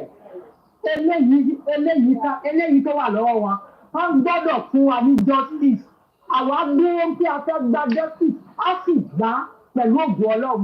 Ẹ ṣe bọ̀ wọ́n máa ṣiṣẹ́ yẹn, wọ́n ní choice ju kan ṣiṣẹ́ yẹn lọ. And they must do it. Wọ́n ní kiri kò sí pé kọ́ mọ́ ṣiṣẹ́. Lẹ́yìn tí Wùmí bá mọ Tinubu, tí Wùmí bá mọ Tinubu tẹ̀, eléyìí tẹ̀, a fẹ́ gba justice, a sì ti wà ní gbogbo ohun tá à ń ṣe yìí báyìí ní contribute sí ni. Pàṣẹ gbogbo ayé ní gbọ́ wa, a máa sọ̀rọ̀ sátẹ́gùn. Ẹ ṣe nípa wa ń sọ̀rọ̀ sátẹ́gùn ni. Láti ọdún kan ti kọjá ká máa sọ̀rọ̀ lásán. Wọ́n lè lọ́wọ́ òkú yẹn jáde kán máa fún wa ní justice. A ti ń sọ̀rọ̀, wọ́n ti ń gbọ́, wọ́n ti ń gbéṣẹ̀. Wọ́n ti ń gbé gbèsè láti tó nǹkan tí wọ́n ń ṣe tẹ́lẹ̀. Wọ́n ti ń gbé gbèsè, a gbọ́dọ̀ gba justice. Justice wù ní ẹ̀. Ẹ ṣe ni kì í ṣe kó nìkan, gbogbo ayé ló fẹ́ mọ ohun tó pa Mohbad. A fẹ́ mọ ohun tó pa Mohbad ni. Distraction, ọba yàrá jáde, wọ́n sọ̀rọ̀ sórí àjọ̀dún kópọ̀. Àwọn àní nǹkan ta fẹ́ ṣe pẹ̀lú èyí ni ká lọ bára wọn, ká yanjú èyí ni lọ́hùn. Ká yanjú ọ̀rọ̀ tó pa wọ́n pọ̀. Okó kan bá pa wọ́n pọ̀, kán jọ lọ́dún lọ́hùn. Kí ó kàn wá. Justice làwọn fẹ́ gbà tempo. Ọmọ náà lè kú sílé. Tí bàbá ẹ̀ mọ̀ ń pé àwọn eléyìí, kí ni mo fẹ́ ṣe? Ó sì lọ sí ọmọ. Ẹ̀gbọ́n kìíní jáde ń pé wọ́n yà last. Ṣé ń bá wa ṣe kìíní ni? Ẹ̀wọ̀n àgbà justice ní báyìí. Distraction lọ́nà ọ̀nà á sọ̀rọ̀ sí àwọn ẹni tó fẹ́ gbọ́rọ̀ wa, kán gbọ́rọ̀ wa, kán mọ̀ ń pé a fẹ́ gba justice, á gba justice nítorí kí là ní gba justice. Thank you, everybody. Good morning to everyone. Good morning. Good morning. May God Almighty help each and every of us. Ilé wa ò ní dàrú, àní fọmọ ṣé o, àwa náà ò ní ṣìṣe. I thank everybody. Goresi, thank you for your insight and all of that. You see, sharing case Mohbad is a case just like the brother, the woman that just spoke, kò ṣe nǹkan tó lè sweep under the carpet anymore. I spoke with someone over the weekend, a legal luminary, pé our resilience really paid off.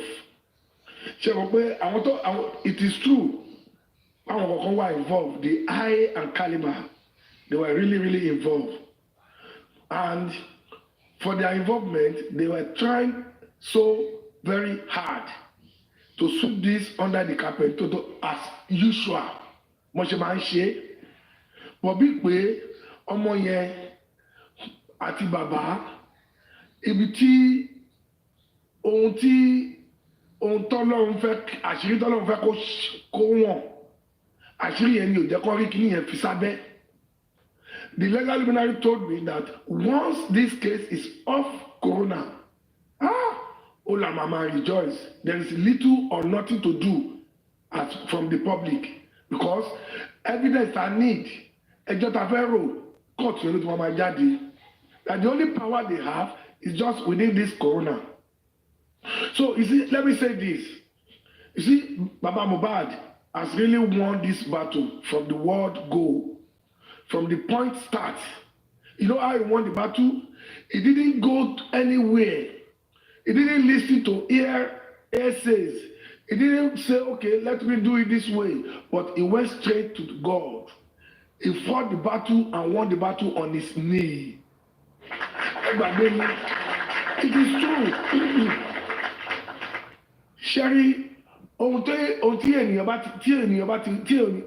ti fi ṣe pé mo gbọ́n jù tó ti fi tọ Ọlọ́run lọ, that means you put everything into his hand and care to do it the way he wants to do it.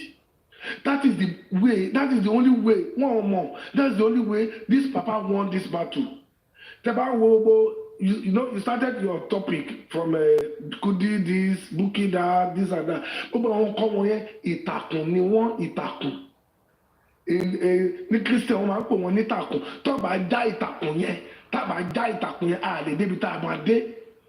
Kudi today, I'm sure nobody, no any honest, anybody to get justice seeker genuinely that can ever take any matter to Kudi again. Because of what he said on that day, the last chat, as regard this matter. Omawo bàbá yẹn, wọ́n fún ara ẹ ti jà kùtìkùtì. Up to from last year to this point, chat tó ti ṣe lórí kéèsì kò lè less than 150. So all of a sudden, o kò fẹ́ kí gbogbo effort yẹn, o fẹ́ kó go down the drain. By saying ẹ bá wò bá ṣe máa gba justice yìí, ẹ bá wò ṣe bí à ń wò yín, ṣe bí à ń wò bá ṣe máa gbà ẹ ti gbà tán náà nìyẹn. We all know Kudi is in a caliber of people tó máa ń fojú ọwọ́ ṣiṣẹ́, tó máa ń fẹ̀yìn ọwọ́ dáadáa nù. Tẹ bá wo àti sílẹ̀ tẹ̀ dáadáa, ó máa ṣiṣẹ́ yẹn báyìí, ó máa fojú ọwọ́ ṣe báyìí, ẹ̀yìn ọwọ́ ló máa fi ń dáadáa nù. Ẹ wo kéèsì tó ní, òun ló jẹ́ kí Yọ̀mí. Òun ló jẹ́ kí Yọ̀mí ní problem táwọn àwọn ò sí ní pẹ̀lú Yọ̀mí because of what she did to him. Olùránṣẹ́ ò fẹ́ information, tí ò bá fẹ́ information òun ló wà lórí feed, ẹ jẹ́ kó ṣe fagbọ́n ṣe gbogbo nǹkan tó fẹ́ ṣe but irọ́ ó dà sí rọ̀. Look at where he is today. The last thing bàbá tó wọ́n fún ara ẹ ti ṣe wàhálà. You have travelled down to Nigeria. O ti gbé bàbá mi fún ara, o ti ṣe gbogbo wàhálà yẹn. You contact ẹ wo nǹkan tó ṣe láàrin Kàrímọ́ nígbà tí Kàrímọ́ jáde tó lọ fẹ́ bẹ bàbá, ẹ wo nǹkan tó ṣe láàrin yẹn ńkọ́. Ṣebí Bukky ló jẹ́ ká kọ́kọ́ mọ̀ pé bàbá was not there. It was Bukky.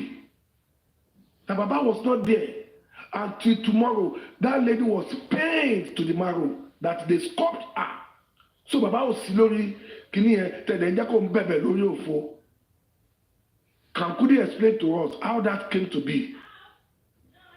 Okay, at the end of the day, ó wá jáde, ó ní yẹn, ó ti gbà náà nìyẹn, a máa wo bó ṣe fẹ́ gbà, a máa wo bó ṣe fẹ́ ṣe, a máa wo bó ṣe fẹ́ sọ̀rọ̀.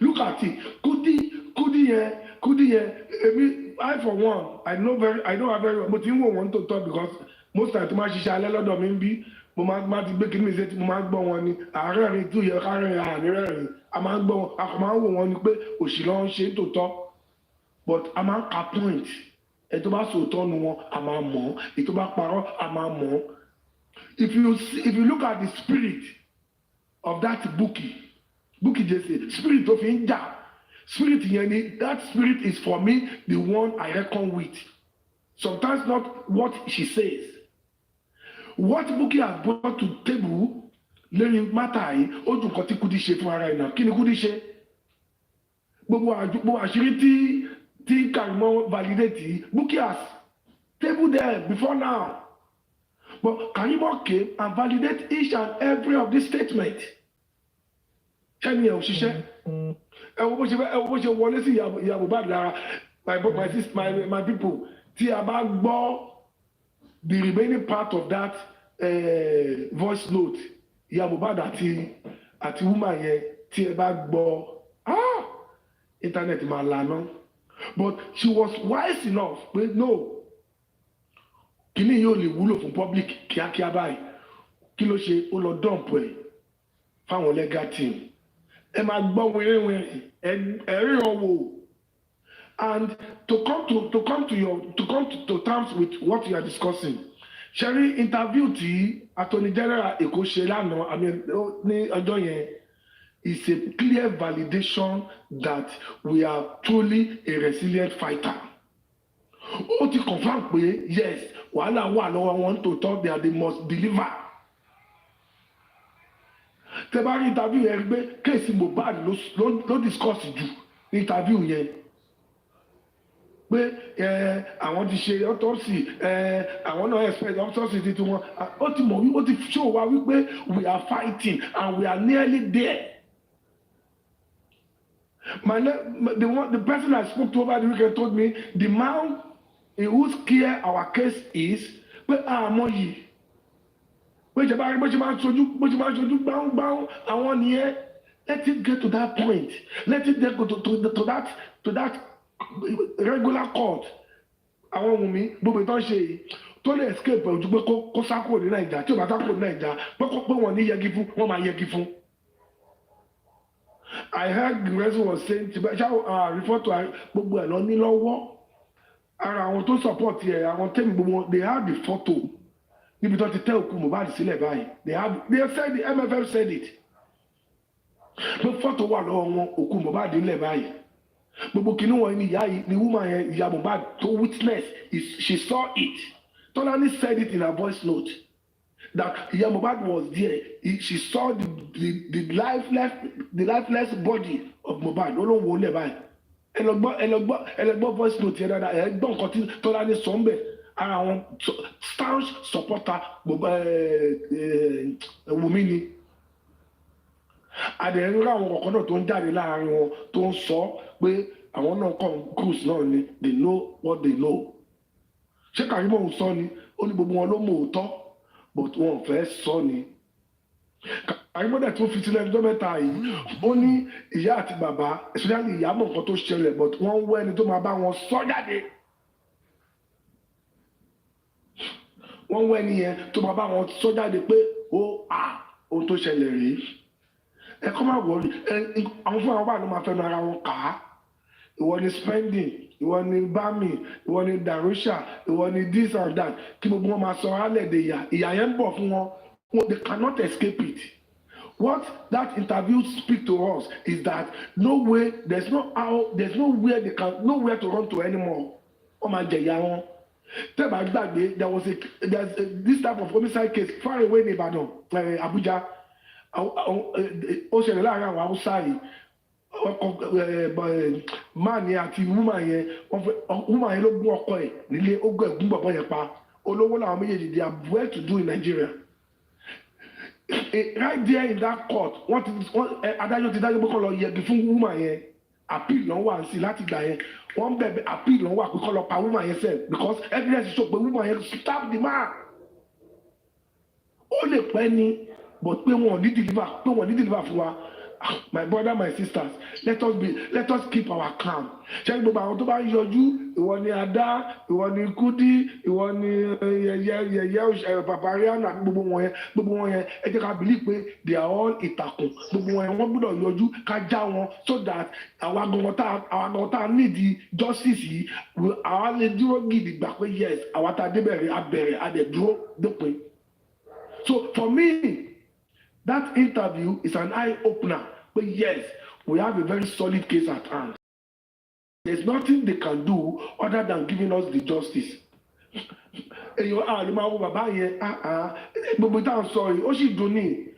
Justice Baba will be on his own. Who will look after him? Lẹ́yìn ìgbà tó bá fight ẹni tó pa ọmọ ẹ̀, ó sì máa fight gbogbo ibi tó wọ ọmọ ẹ̀ wà. Because lábẹ́ òfin òun ló bí ọmọ yẹn, ó dẹ̀ ní ẹ̀tọ́ sí. Pé kò ní ṣe DNA yẹn ẹgbàgbé ẹ̀ ẹni yẹn. It is part of justice. Bàbá ohun tí ẹni tí mo bá sọ̀rọ̀ sọ fún mi nìyẹn pé bàbá ló bí ọmọ ẹ̀. Bàbá yẹn ní ẹ̀tọ́ láti béèrè pé ṣé ọmọ òun rèé okay fine but wọ̀nyí ó ní ẹ̀tọ́ láti mọ̀ pé ṣé tòótọ́ ọmọ òun ní kó má dọjọ́ wájú kó má lọ kó pọ́pátì ọmọ òun lé lọ́wọ́ kó má lọ di pé ìsọkúsọ máa jáde wájú. It's not the first time that máa gbọ́ pé the case of DNA is coming into a case like this. Kò sí any cases like this ó máa ní traces DNA lọ́wọ́ agbọ́dọ̀ mú. So I spoke at length to who I spoke to and look at what is coming up. I know too well. Lábùjá lọ́rùn ọ̀pẹ ẹ má jẹ́ àtọ́ra wa. Let us keep our calm. The host ẹ kò máa mú kéèsì wọn tó ti wà látẹ̀yìnwá ká máa discuss ẹ̀ ká máa ṣe bẹ́ẹ̀ nígbà òkè gbogbo nǹkan tá à ń gbọ́ yìí àwọn náà discuss ẹ̀ ó tán. Apart from that, I see my brother, we are all going to be vindicated at the end of the day. Let me mute my mic. I will give other people a following. Thank you.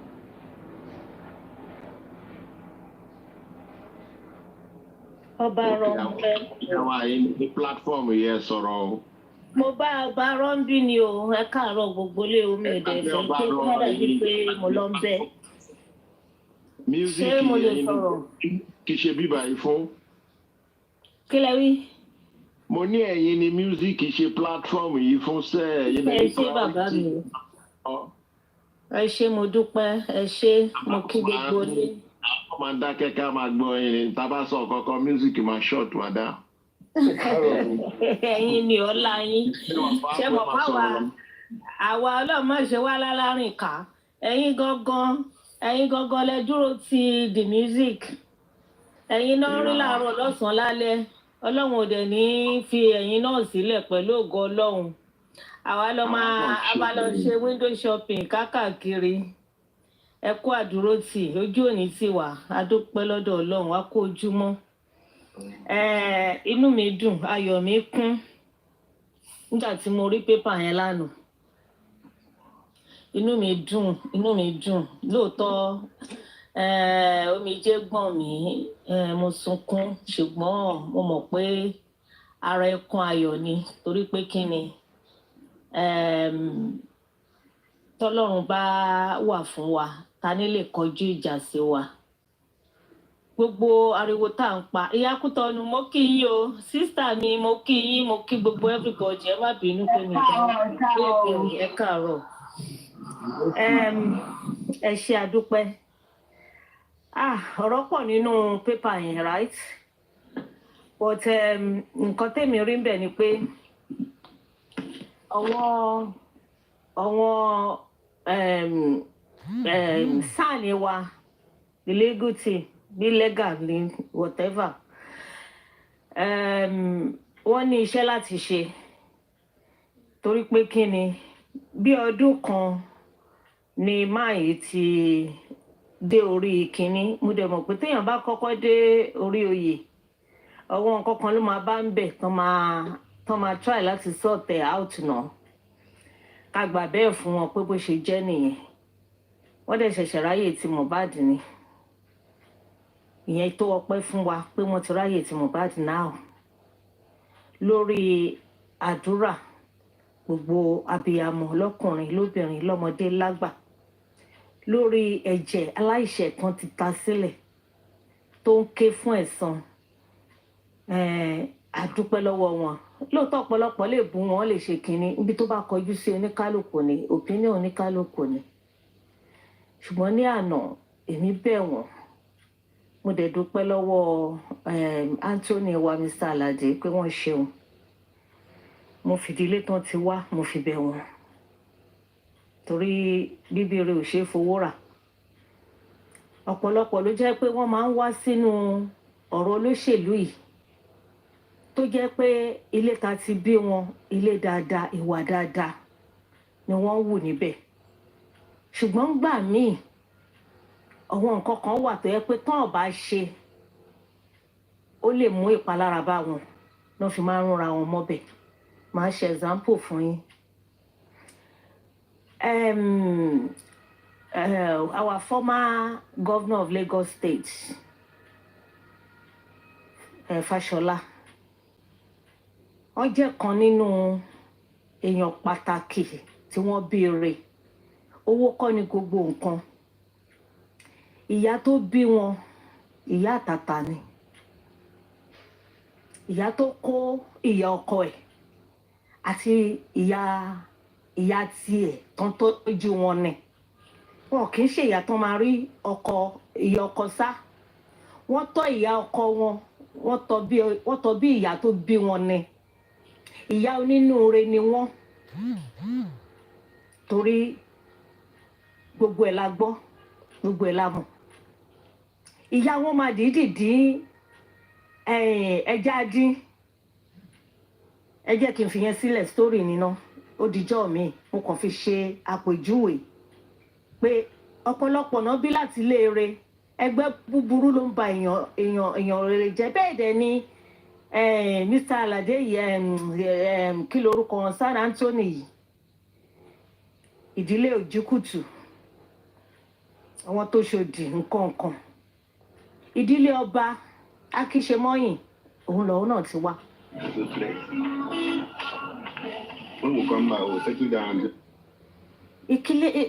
Ìdílé òun lè bí ṣe bẹ̀ wọ́n lánàá pé ẹ jọ̀ọ́ nítorí ti Ọlọ́run ẹ bá fi tọba ṣe o pé ìbáà jẹ́ ọba ìbáà jẹ́ ìjòyè ìbáà jẹ́ ẹni yòówù kó jẹ́ nínú ìrìn àjò yìí a fi Ọlọ́run bẹ̀ yín pé ẹrù ọlá àti àwa mẹ̀kúnnù kẹ́ bá wa ṣe dáadáa torí ẹ̀ṣánkú ìyá yín ò gbé yín sin ẹ̀ṣánkú mọ́ wọn lọ́wọ́ wọn ò pa yín mọ́ wọn lọ́wọ́ ẹ̀yin náà wọn ò dẹ̀ nípa ọmọ mọ́ yín lọ́wọ́ àti gbogbo wa tá à ń gbọ́ kọ́ bá wa ṣe ariwo tá à ń pa kò já sí asán wọn ń gbọ́ wa ṣẹ́rí gbogbo platform náà ní àwọn èèyàn sí ẹgbà bẹ́ẹ̀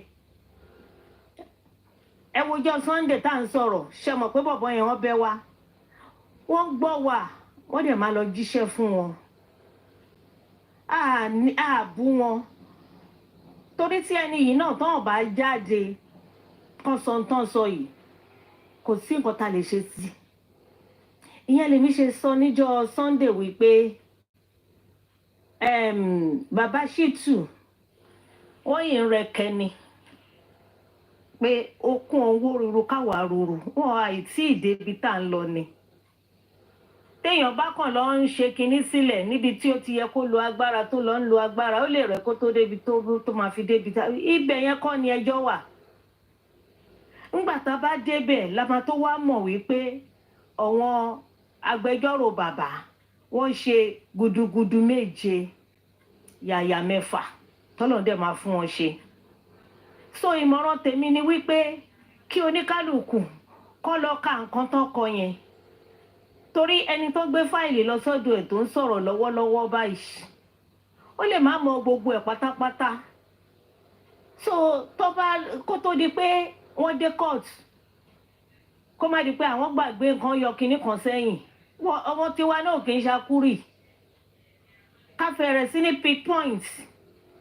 ọwọ́ nǹkan tó wọ́n kọ kọ́ bá wa tákù kọ́ explain fún wọn pé eléyìí tẹ́ sọ yìí o kò rí báyìí o eléyìí báyìí o nǹkan tẹ́lẹ̀ ṣe eléyìí báyìí kọ́ tètè sọ fún wa kọ́ tètè sọ fún wọn kọ́ lè rectify situation yẹn kọ́ lè bá wa ṣe àtúnṣe sí kó tó débi tó ń lọ mo dẹ̀ mọ̀ pé wọ́n máa ṣe pẹ̀lú ògo Ọlọ́run torí wọn ò ní fẹ́ kọ́lọ́run fi irú eléyìí san fún wọn kò dẹ̀ ní fi san fẹ́nì kankan nínú wa so ọkàn wa balẹ̀ ṣe rí gbogbo àwọn táwọn yìí pariwo ẹ rí i pé wọn ò rí nǹkan kan san rántí nọ́kàn dẹ̀ ń ṣe ó lọ sin ọmọ ẹ̀ ó lọ ṣe kinní kan ó lọ ṣe bàbá gan ti gíràn wàláì ara bàbá ti gíràn wọ́n ti gé bàbá létí lọ wọn ò gbọ́ wọn mọ́ ní sáìdì yẹn wọn ò gbọ́ wọn mọ́ o ohun tó bá nǹkan sọ ó sáré lọ sọmọ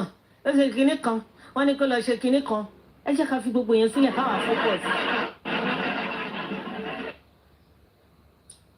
ká fi gbogbo yẹn sílẹ̀ ká focus àwọn nǹkan tá a máa focus lé lórí nísìnyí ni wípé àdúrà wa kò já sásán gbogbo kò sẹ́ni tí ò nípa nínú ìrìn àjò yìí pẹ̀lú gbogbo ẹ̀ ní òtítọ́ àti lódodo ni mò ń sọ o kò sẹ́ni tí ò nípa kódà kéèyàn kàn máa gbọ́ lásán kó sá pamọ́ ó nípa tó ń ṣe torí wọ́n ń kún platform láìsùn láìwo Ọlọ́run dẹ̀ máa san fún oníkálukú ní èrò ọkàn ẹ̀ tó gbé wá sórí justice yìí tó fi rìnrìn àjò yìí fún wa àdúrà tí à ń ṣe sẹ́ káde máa continue ní wípé ìwọ Ọlọ́run gbogbo igi wọ́rọ́kọ́ tó bá wà nínú ìrìn àjò yìí gbogbo àwọn ẹni bí tó bá sọ wípé àní dé ilẹ̀ ìlérí lórí ọ̀rọ̀ justice Mohbad yìí báwa tú àṣírí wọn kò ṣe wọ́n mọ́ṣẹ́ báwa wá iṣẹ́ gbé fún wọn ṣe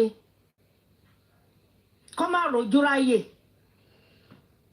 a dẹ̀ ń gbà ó dẹ̀ ń gbà kí la tún fẹ́ kọ́ ló ń ṣe fún wa a ò ṣe níjó a ò ṣe níjó Olúwa ń fẹ̀rín sí wa lẹ́nu ó ń pa wá lẹ́rìn ayọ̀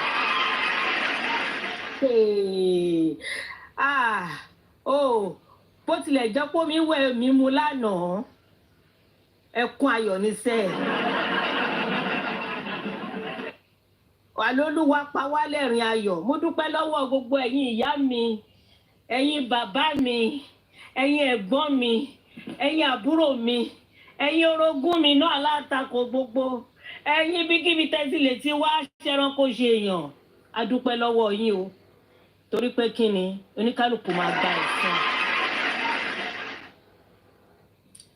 ẹ̀yin tẹ́ẹ̀tì ẹ̀fẹ́ gbóhùn ẹ̀ ó ti dé kí ló ń ṣe èmi náà tún dúpẹ́ lọ́wọ́ yín torí tó ta bínú ẹni ò bá léèyàn èèyàn ní débi tó ń lọ Olúwa ẹ máa relax ó máa lérò pé òun ti dé comfort zone ẹ̀ so ẹ jẹ́ kán máa lé wa kán máa push wa ṣé báwọn náà push ara wọn tán ní kán lọ béèrè lọ́wọ́ Google téyín nèyín dẹ̀ lọ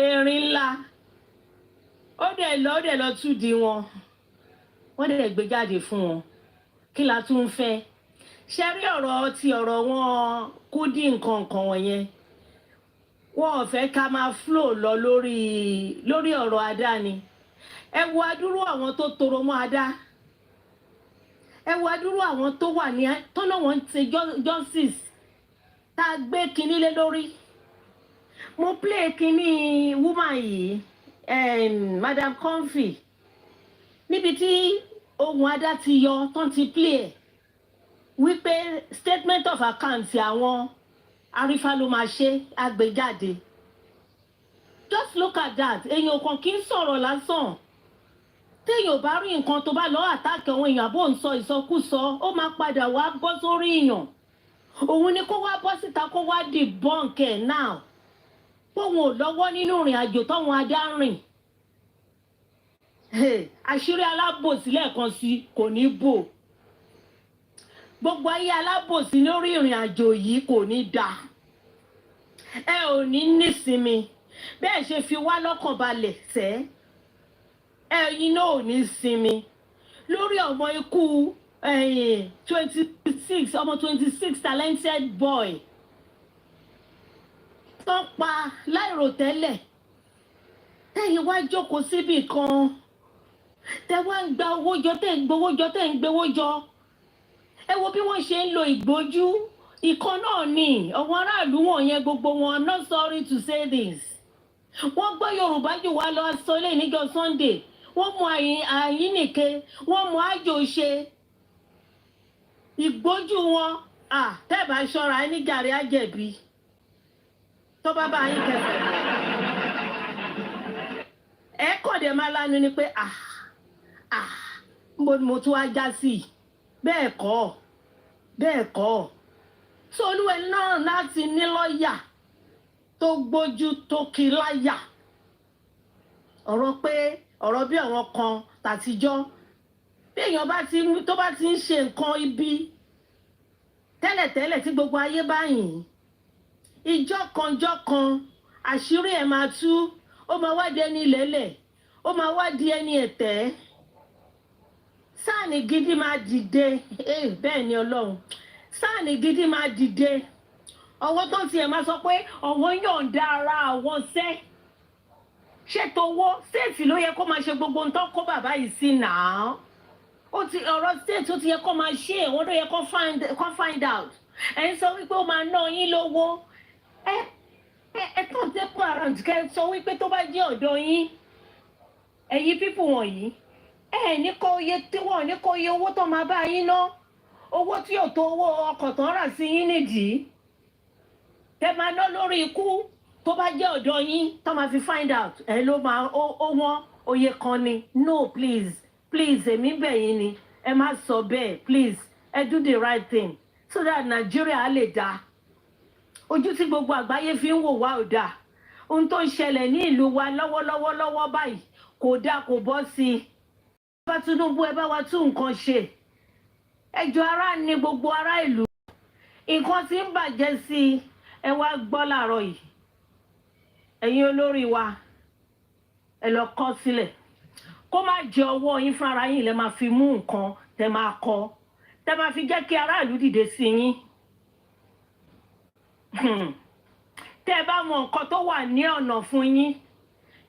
Tí ẹ bá mọ nǹkan tó wà ní ilẹ̀ fún àwọn ará ìlú.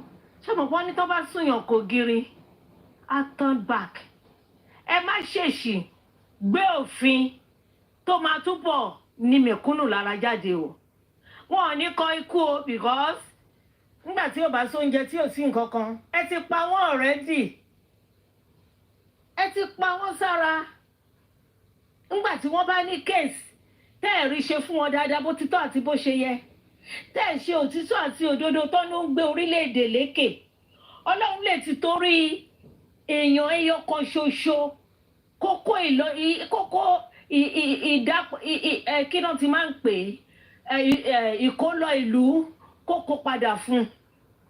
Ẹ má jẹ́ kí ẹ̀jẹ̀ kó continue láti máa ṣàn. Ẹ má jẹ́ kí ìpànìyàn kó continue láti máa rí báyìí. Ẹ má jẹ́ kí òfin tí ẹ̀yin tẹ́ lówó lọ́wọ́ kẹ́ fi ní àwọn mẹ̀kúnnù lára. Ẹ̀yin ẹ kọ́kọ́ ṣe ẹ̀tọ́ fún mẹ̀kúnnù náà. Kẹ́ tó wá máa gbé òfin oní kátàkárà. Ẹ rí nǹkan tí àwọn ẹlòmíì máa gbé sí orí ẹ̀tẹ̀tẹ̀ bá kọjá lára wọn. Mentholatum zoro nǹkan safety pin tí ò ju kíní lọ. I wonder kí lẹ ṣe fẹ́ kí wọ́n ṣe.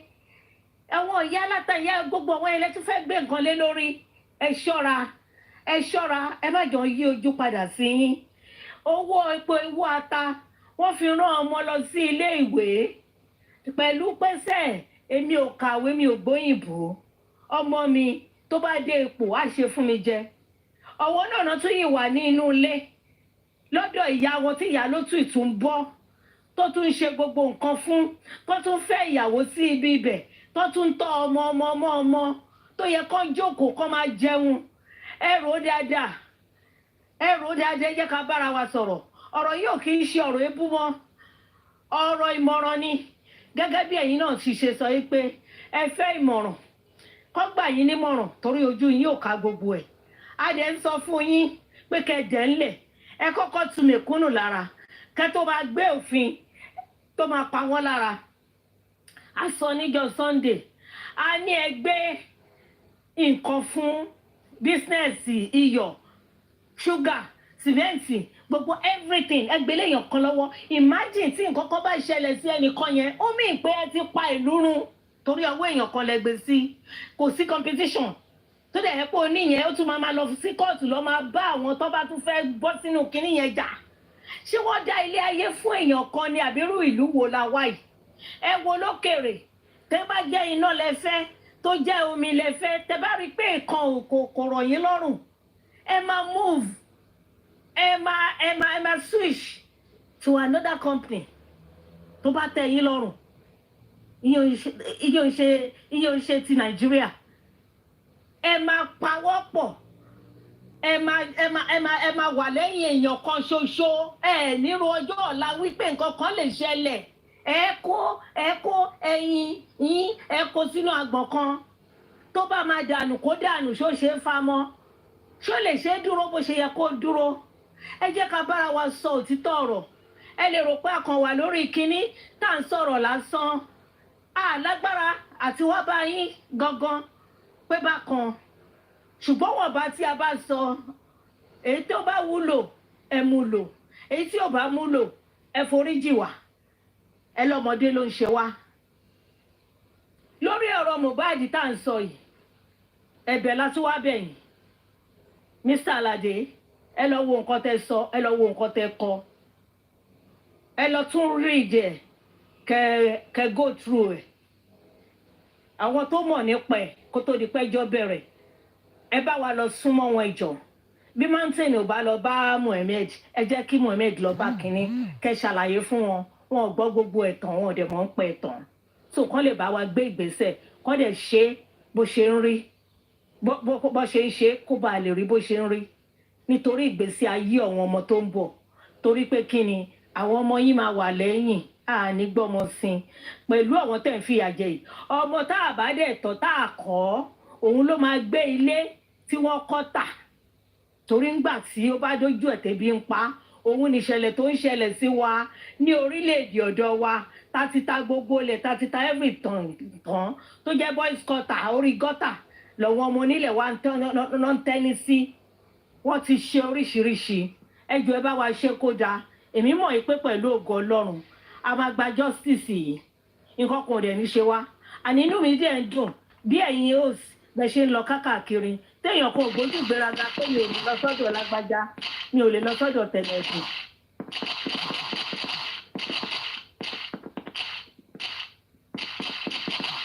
èwo ni kọ́mrí àbí pé mi ò lè lọ sọ́dọ̀ lágbájá mi ò lè lọ sọ́dọ̀ tẹ̀mẹ̀dù tá à ń darapọ̀ tẹ́ ń ṣe kó lè dáa kò dẹ̀ ní bàjẹ́ fún wa gbogbo ẹni olótìtọ́ olódodo inú yín á dùn kálẹ̀ inú wa á dùn kálẹ̀ ojú òní tì wá àní fọwọ́ gbọ́mọ sin ìdààmú wàhálà ò ní dé bá wa ẹrù tábí àmọ́ òkín tí wọ́n ní gbé ká wa mọ́lé gbogbo àwọn abínú ẹni Ọlọ́run máa sọ wọ́n di pẹ̀tẹ́lẹ̀ ó máa dójú tì wọ́n wọ́n bá ní bàjẹ́ tí wa lọ̀ wọ́n wá Ọlọ́run máa dá padà lé wọn lórí wọ́n á tẹ́ báyìí wọ́n flat ni gbogbo ẹni tó bá sọ pé tó jókòó síbì kan pé òun ni kán rí àfẹ̀mí èmi ni mò ń ṣe Olúwa máa dá wọn lẹ́jọ́ Olúwa máa gbé ìbànújẹ́ lé wọn lọ́wọ́ ọlá wípé àwọn èèyàn ń ṣe òdodo ẹ̀dẹ̀ ń bínú wọn ẹ fẹ́ gbóhùn wọn wọn ò ní gbóhùn yín ẹ máa lọlẹ̀ pátápátá ni wọ́n máa lé yín wọlé true justice seekers wọ́n máa lé yín wọlé pẹ̀lú ògo Ọlọ́run èyí tí ò bá ronú repentance lọ́lọ́run ń tọrọ èyí tí ò bá repent nínú yín Ọlọ́run máa ṣe yín mọ́ṣẹ́ àtẹnujẹ yín ó máa pa yín pẹ̀lú ògo Ọlọ́run nítorí náà ẹ jọ̀ọ́ sáà mo gbẹ̀yìn lẹ́ẹ̀kan sí ẹ bá wa tún lọ ka kínní yẹn àwọn tiwa náà wọ́n dẹ̀ wọ́n kọ́ sínú pépà wọ́n gbé tiwọn náà jáde wọ́n ṣe ẹ̀tọ́ pé bọ́rọ̀ ṣe rí nìyí ẹ lọ bá go back kẹ lọ wo nǹkan tí ó ti wà ńlẹ̀ tẹ́lẹ̀tẹ́lẹ̀ and this justice a máa gbà á pẹ̀lú ògo Ọlọ́run a máa gbà á pẹ̀lú ògo Ọlọ́run no retreat no surrender no retreat no surrender a máa gba justice ẹ ṣé mo dúpẹ́ thanks for the kini opportunity tẹ́ fún wa oh God bless you Mr. Ebaje ń dárúkọ wọ́n ti di ọ̀rọ̀ bàbá Mohbad ó dárúkọ àwọn gbogbo nǹkan lè tẹ̀ fi ń jowú gbogbo nǹkan lè fi ń ṣe lára ó pe kinní kan ṣódà bàbá Mohbad wá. Ẹ má gbàgbé dáǹsì wa ní ìjọ Friday o. Ìjọ Friday lẹ́fẹ̀ ṣe. Wow, kò burú. See me, anyway, mi fẹ́ sọ nǹkan tó máa ṣẹlẹ̀ náà, but ẹ jẹ́ kò burú, a máa sọ later. Adúpẹ́ fọlọ́run. Ṣé níbo lẹ tún fẹ́ kí n touch, níbo lẹ tún ṣe? Èèyàn kọ́kọ́ ló ń ṣe ìrìn àjò yìí o, gbogbo wa ní o. Kò dẹ̀ sẹ́ni tó máa gba ògo ju Ọlọ́run lọ. Òun la ṣe ní Ọlọ́run ló máa gba ògo. Ta ló dàbí Ọlọ́run? Kò sí. Ta ló dàbí Ọlọ́run? Kò sí. Ọba ní ìjòyè ni, kò sẹ́ni tó tó Ọlọ́run. Òun ló ní ká wà báyìí. Òun náà ló tún lè ní ká má sí mọ́. Kò sí alágbára kan. Ó ní èmi Ọlọ́run ọba àdùn ṣe bí ohun tóun bá fi ọwọ́ sí ni. Ó ní òun aṣòro ṣe bí ohun tí òun kò bá fọwọ́ sí. Olúwa wà ní ìrìn àjò yóò dẹ̀ fọwọ́ sí. A dẹ̀ ti rí àpẹẹrẹ, a dẹ̀ máa sọ fún pé máa jọba lọ Olúwa. Máa jọba lọ Olúwa. Torí pé òun ni alágbára. Òun dẹ̀ ló máa gba gbogbo ìyìn, ló máa gba gbogbo ògo. Kì í ṣe pọ́rọ̀ pé mo mọ̀rọ̀ sọ, kì í ṣe pọ́rọ̀ pé mi ni mo kọ́kọ́ bẹ̀rẹ̀, kì í ṣe pọ́rọ̀ ni mo gbẹ̀yìn bẹ̀rẹ̀. No, jẹ́ ká pawọ́pọ̀ kí gbogbo àjọ ṣe kó bá lè ṣe é ṣe. Àgbájọwọ́ la fi ń sọ̀yà. Ìṣùṣù ọwọ́ mú lọ lè ríṣẹ́, ẹ má jà ṣe lára. Ẹ ṣé mo dúpẹ́. Kí lẹ wí? Ẹ̀yin kọ́ mọ̀. Comrade Moses, come up.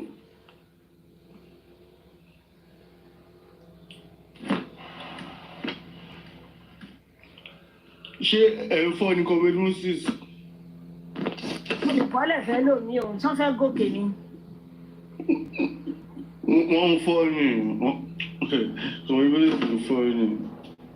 Táláyà kó wá wọ́ la wà náà. Táláyà ẹ̀ wọ́. Mo dẹ̀ tún dúpẹ́. Mo dúpẹ́ lọ́wọ́ Vengeance.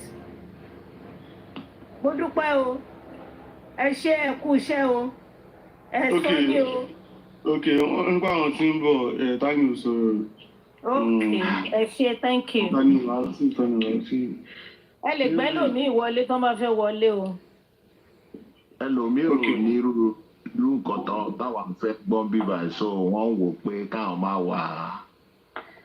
Ok. Ó ti yẹ. Níbẹ̀ ni ya. Ọmọ bíbá yóò sì fáwọn onírọ́.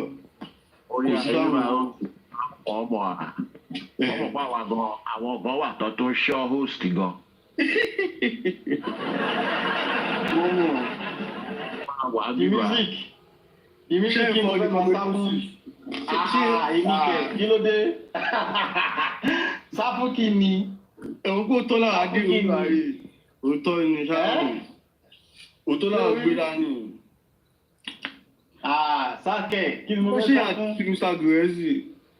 Mo irọ́ sákẹ̀ mi ò gbọ́dọ̀ sá. Network mi ni ò dá mo ń tà láti regulate. Gbégùn rẹ̀ sì sókè kí n sáré bá aṣọ àwọn ọ̀rọ̀ 1 or 2 jọ. Music. Music orúkọ tí mo wò yóò dàbí pé ó ní kan máa o. Kí ló dé sọ ní kan máa o? Ìyá kọjá èèyàn ti ṣọwọ́n. Orúkọ yóò dàbí àwọn ó ní kan máa ni o. Kí ni kan máa? Ó kí àwọn sọ́ọ̀tì àwọn olóṣèlú ti àrí òkè. Ẹ jẹ́ ká mọ̀ o. Bá gbégùn rẹ̀ sì sókè jọ ká sáré sọ 1 or 2 things. First, I greet you. First, I greet you. Alẹ́ ni tó fẹ́ sọ̀rọ̀ tí Moses yẹn bá ti wà mẹ́rin because a ti ń gbúrò yẹn pé ara àwọn táwọn wá ni. Ẹ bá wa pa àwọn èèyàn tiwa tán lè tọ́mọ ó ti fẹ́ ṣe jù Mr. Gurezi. Kí ló ṣẹlẹ̀ kí n mú ṣe o? Kùrẹ́kì lèmi fẹ́ bá sọ̀rọ̀ mi ò wá fún wàhálà o. Kùrẹ́kì lèmi fẹ́ bá sọ̀rọ̀ mi.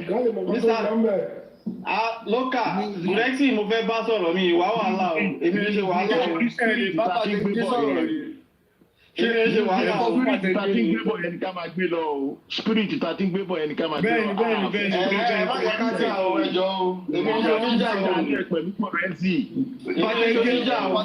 Pàtẹ́gé. Mi ń ṣe oníjà o. I'm a gentleman. Kílẹ̀ lè sọ bí báyìí tẹ ní kí kọ̀rẹ́nsì wá ẹ̀fẹ́ tó wá ìgbẹ́ Sọ́kà àti gbé ìgbà tó wà nígbà yìí. Kò sí kankan, kò sí jà. Ẹ jẹ́ kí n sáré kí everybody. My name is Beth Cage. I'm 120 years old and I'm for justice for Mohbad. Mr. Comrade, I would quickly like to engage you a little. In as much as you're looking for accuracy, you always get in. But briefly, let me engage you a little. I know you know Ada Universe very well, and I know you have one or two things to do with her in the past. I don't know if you are still with them presently, because there are some people in this justice for Mohbad that we don't even know their bearing. So they might be hot today, not cold tomorrow. But I would like to ask you some simple questions, and I will want you to answer in all sincerity. Quickly. Okay. There is no problem. There is no problem. The one I know, I will answer, and the one I don't know, I will tell you I don't know. Okay. Thank you. First, I would like to start by saying this. Do you think Ada Universe and Co, do you think they love Mohbad than the father? The first question. Yes. Even myself and you, I don't think we can love Mohbad more than the father and the mother. Not even Ada at this time. Even myself and you. No, leave me and you away. But you know that's Ada. You know that's Ada. I will not be able to answer. I will not be able to answer for Ada. I say you should leave you and I did not run any NGO because of this issue, and I believe you did not. And there is no any extra or super steps taken in the name of I want to hijack the case from the father, and I'm not saying if you have any step you've also taken, but I'm asking based on those who have taken some steps and those who are also backing those steps up. So I asked the question, and I know reason why I asked the question. I just need a straight answer. Do you think Ada Universe and Co, do you think they love Mohbad than the father? Pet Cage, you know, myself and you, we've crossed paths in so many occasions. You understand? I don't know why you're asking me this question. I am not Ada Universe. You came for. Sorry, sir. You came for Guresi, and you are meeting Pet Cage, and Pet Cage is engaging you, and you have not answered just one of the questions. Wait now, Mr. Pet Cage. I came for Guresi. I didn't come to attack Guresi. I came to discuss with Guresi in the cause and for the cause for justice for Mohbad. Myself and him, we are good friends. So I have right to come and discuss with him. And the question you are asking me, you understand? I put it to you straight. You understand? I cannot answer question for Ada Universe. I can answer question for myself. I am not Ada Universe. If you want to ask Ada Universe question, put the question to her. You understand? The last time myself and Ada Universe had discussion was I think about 6 months ago. You understand? So if you want to, I've never had anybody where the going was bad. There are points for disagreement. There are points for disagreement. There are points for agreement, and there is nothing bad in when you or two people have disagreement on one or two issues.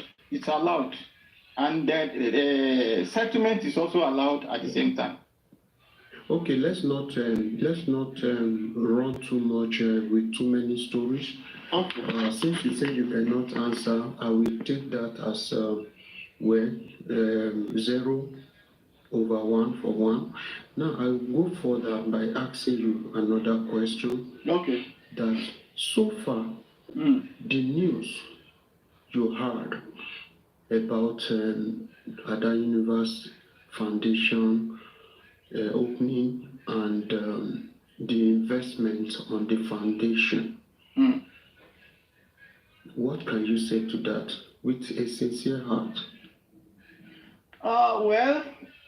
For that, I think Ada needs to take time to come and defend herself properly. She needs to come and defend herself. That's what I can say about that. Okay. Why did you say that she needs to come out to defend herself properly? Why did you use that statement? Pet cage.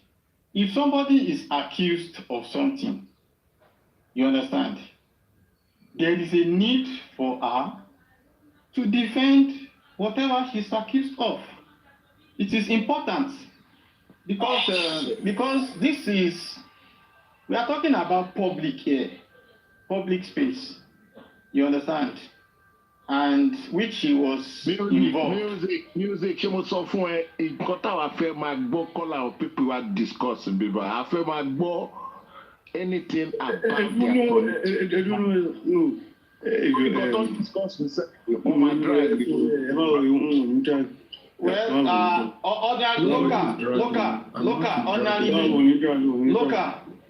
ordinarily, I don't get myself involved in this kind of discussion. But Komada Bikeboya Musa or Moon Dodge or Boya Rumbami. That's why. Excuse me, sir. I have just one question. Please, don't turn it to any fight here. Please, it's not. Madam, let me talk now. No, Madam, you will ask your question. Madam, you will ask your question. Let me talk now. Let me talk. The music, you know me very well. Yeah, I don't get myself involved in fracas. I don't get myself involved in this kind of discussion or argument.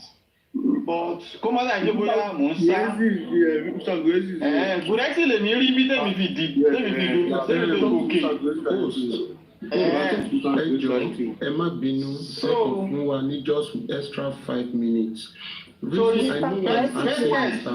bẹ́ẹ̀ kò sí question tó bá bí mi tí mi lè answer to the best of my knowledge. No, Mr. Comrade, Mr. Comrade Moses. Yes, sir. Yes, sir. You say Ada deals with the public and he needs to come and explain. Now, I want to just ask this question that when one is running a charity foundation whereby people put in money, donated money for a project, why don't you as a foundation update the people on a regular basis on your platform? What comes in, what goes out, what is left? Not until when people start calling you out, you started doing plus and minus on net just to update your profile. something that should have been done time to time as events unfold itself. Why? Let me answer that question. Well, I think people always have reasons for whatever they do, either right or wrong. If you ask her this question, she will have a reason for not updating the public as at when she was supposed to update the public. And updating the public now, if you ask her the same question, she will have the reason why she's updating the public now. You understand? So for me, as an entity who is not part of Ada Foundation, as not a member of Board of Trustees or a member of the Board of Directors, there is a limit to which I can answer some questions in a deep manner. You understand? So she might have reason. She might have reason for not updating them at that time, and she might have reason for updating them now. Oh, Jesus. Finally, the date it was pronounced that the inquest has been put on hold. Yeah. Please, in all sincerity, because I was listening to a lot of people's comments and their take or position on that. Okay. What was your own position? Well, do you know why I'm asking you this question? Because out of everybody here, I knew you first, and I knew when you joined Justice for Mohbad. I knew when you came to Ada's platform. I know you very, and I know roles you play in different platforms, and that is why I'm engaging you. And I want to know let me answer that question. Thank you. Okay, let me answer that question. Number one, when I came to Ada platform to talk was not when I joined Justice for Mohbad. Because I am not an internet person. I don't do YouTube nor TikTok. In fact, this TikTok, it was Bossman that opened this TikTok for me. For you to know that I'm not an internet person. It was Bossman who opened this TikTok for me. I don't do YouTube. It was Justice for Mohbad that brought me to YouTube.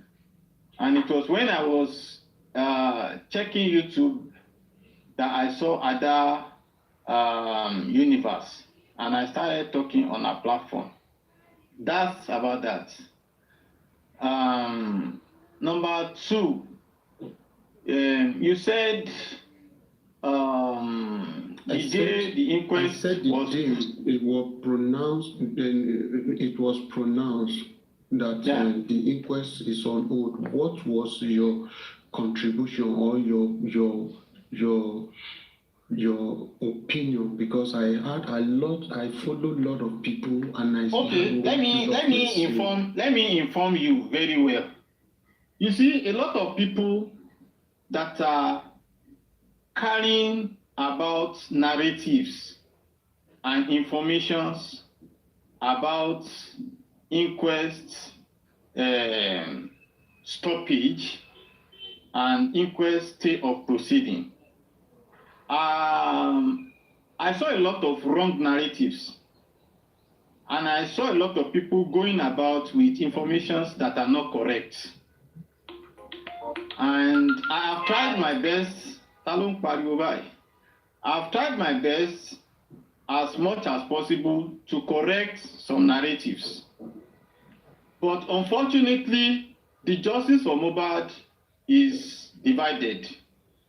And when you are in a place where you want to do a right clarification, once it does not go well with some people, they come for you and attack you. If it goes well with some people, you become their friend. And you see, Justice for Mohbad is not all about friend or enemy. To me, it's all about doing the right thing and passing the right information. Now, I will start by telling you that the day inquest was stopped, I was in the court that day. And I even got to court earlier than everybody. I got to court around 8:30 p.m., 8:30 a.m. because where I normally lodge in Lagos is far from Ikorodu. So I have to get on the road as early as possible so that I can beat traffic. I got to court around 8:30 in the morning. And when I got to court at 8:30 in the morning, I met the magistrate, that is the judge. She was sitting and she was already having a case attending to that day. And people started coming. She too came in my presence. Bankole came in my presence. Now, the narrative that the judge heard the order before she came to court and she didn't want to attend to that order was not true. Sorry, Mr. Congress, it's just a simple question. What was your role? Because I only pleaded for 5 minutes, and we've taken up to 10 minutes. It's just your role. Okay, my role, in what sense? I don't understand. Oh, my role. I don't have any. Look, I don't have any. Hello, Petkecha. I don't have any group. I don't belong to any caucus. So if you are talking about rule, Mr. I don't understand. Want to say something, sir? Yeah, thank you very much. I am sort of busy, but notwithstanding, a message got to me that someone alleged I've been running away or I'm running away from him. And I don't think, if one is not God, I don't think I've done anything that will make me. No. Okay, Mr. Gurexi, I think you got the wrong information. Hold on. Let me just finish my. If one is not, once that someone is not God, I don't think I have any fear to either dodge or run away from the person. So, Mr. Moses, I am here to listen to you for as much as you want. Okay, Mr. Gurexi, I don't know who must have passed such information to you. No, I never mentioned your name though. Okay. Now I saw you up and you were discussing about the publication of the state government. I wanted to come up, but my network was not good. And it's very simple. What I just want to say was that I hope the state government does not want to play us smart in that publication. What? Now, reason why I was thinking that direction is the inquest is still on. We have not concluded the inquest. And the state government is bringing out publication that they have enough evidence to prosecute the case. So between you and me, I now started imagining and reasoning within me that how could they have gotten enough evidences to prosecute the case when the inquest itself has not been concluded? Now, so I now started thinking that these people might want to play us. Now, Mr. Gurexi, let me finish. Or you want to talk? Then we'll No. Response to what you just said, because I don't want to labor too much. But there is one more thing that I also want to tell you. But go on. Well, either they want. That is why, you see, what the people and what we need to know, and it's how to deal with a situation like this, because a lot of us act as if we know more than ourselves, or we are too wise than our knowledge. Now, the thing is this: they have come up and they have mentioned that they are set to proceed. It's like when a legal team is into a matter and they never complain, they are doing their work, and some people are saying, what evidence have they got? If the government had not gotten their own evidence, look, I am a Nigerian citizen that is very liberal. Yeah. But no matter what, nobody can close my eyes at seeing or unraveling the truth. Okay. My position and my prayer ever since is that this matter should go to trial. Exactly. And I think we have achieved a feat in that. Exactly. That the government has come out to say that the matter will go to trial. Now, evidences are not needed at inquest. No matter what they have gathered, no matter what each legal team or legal representative have gathered, they are not needed at the inquest. Even more evidences are needed at the trial.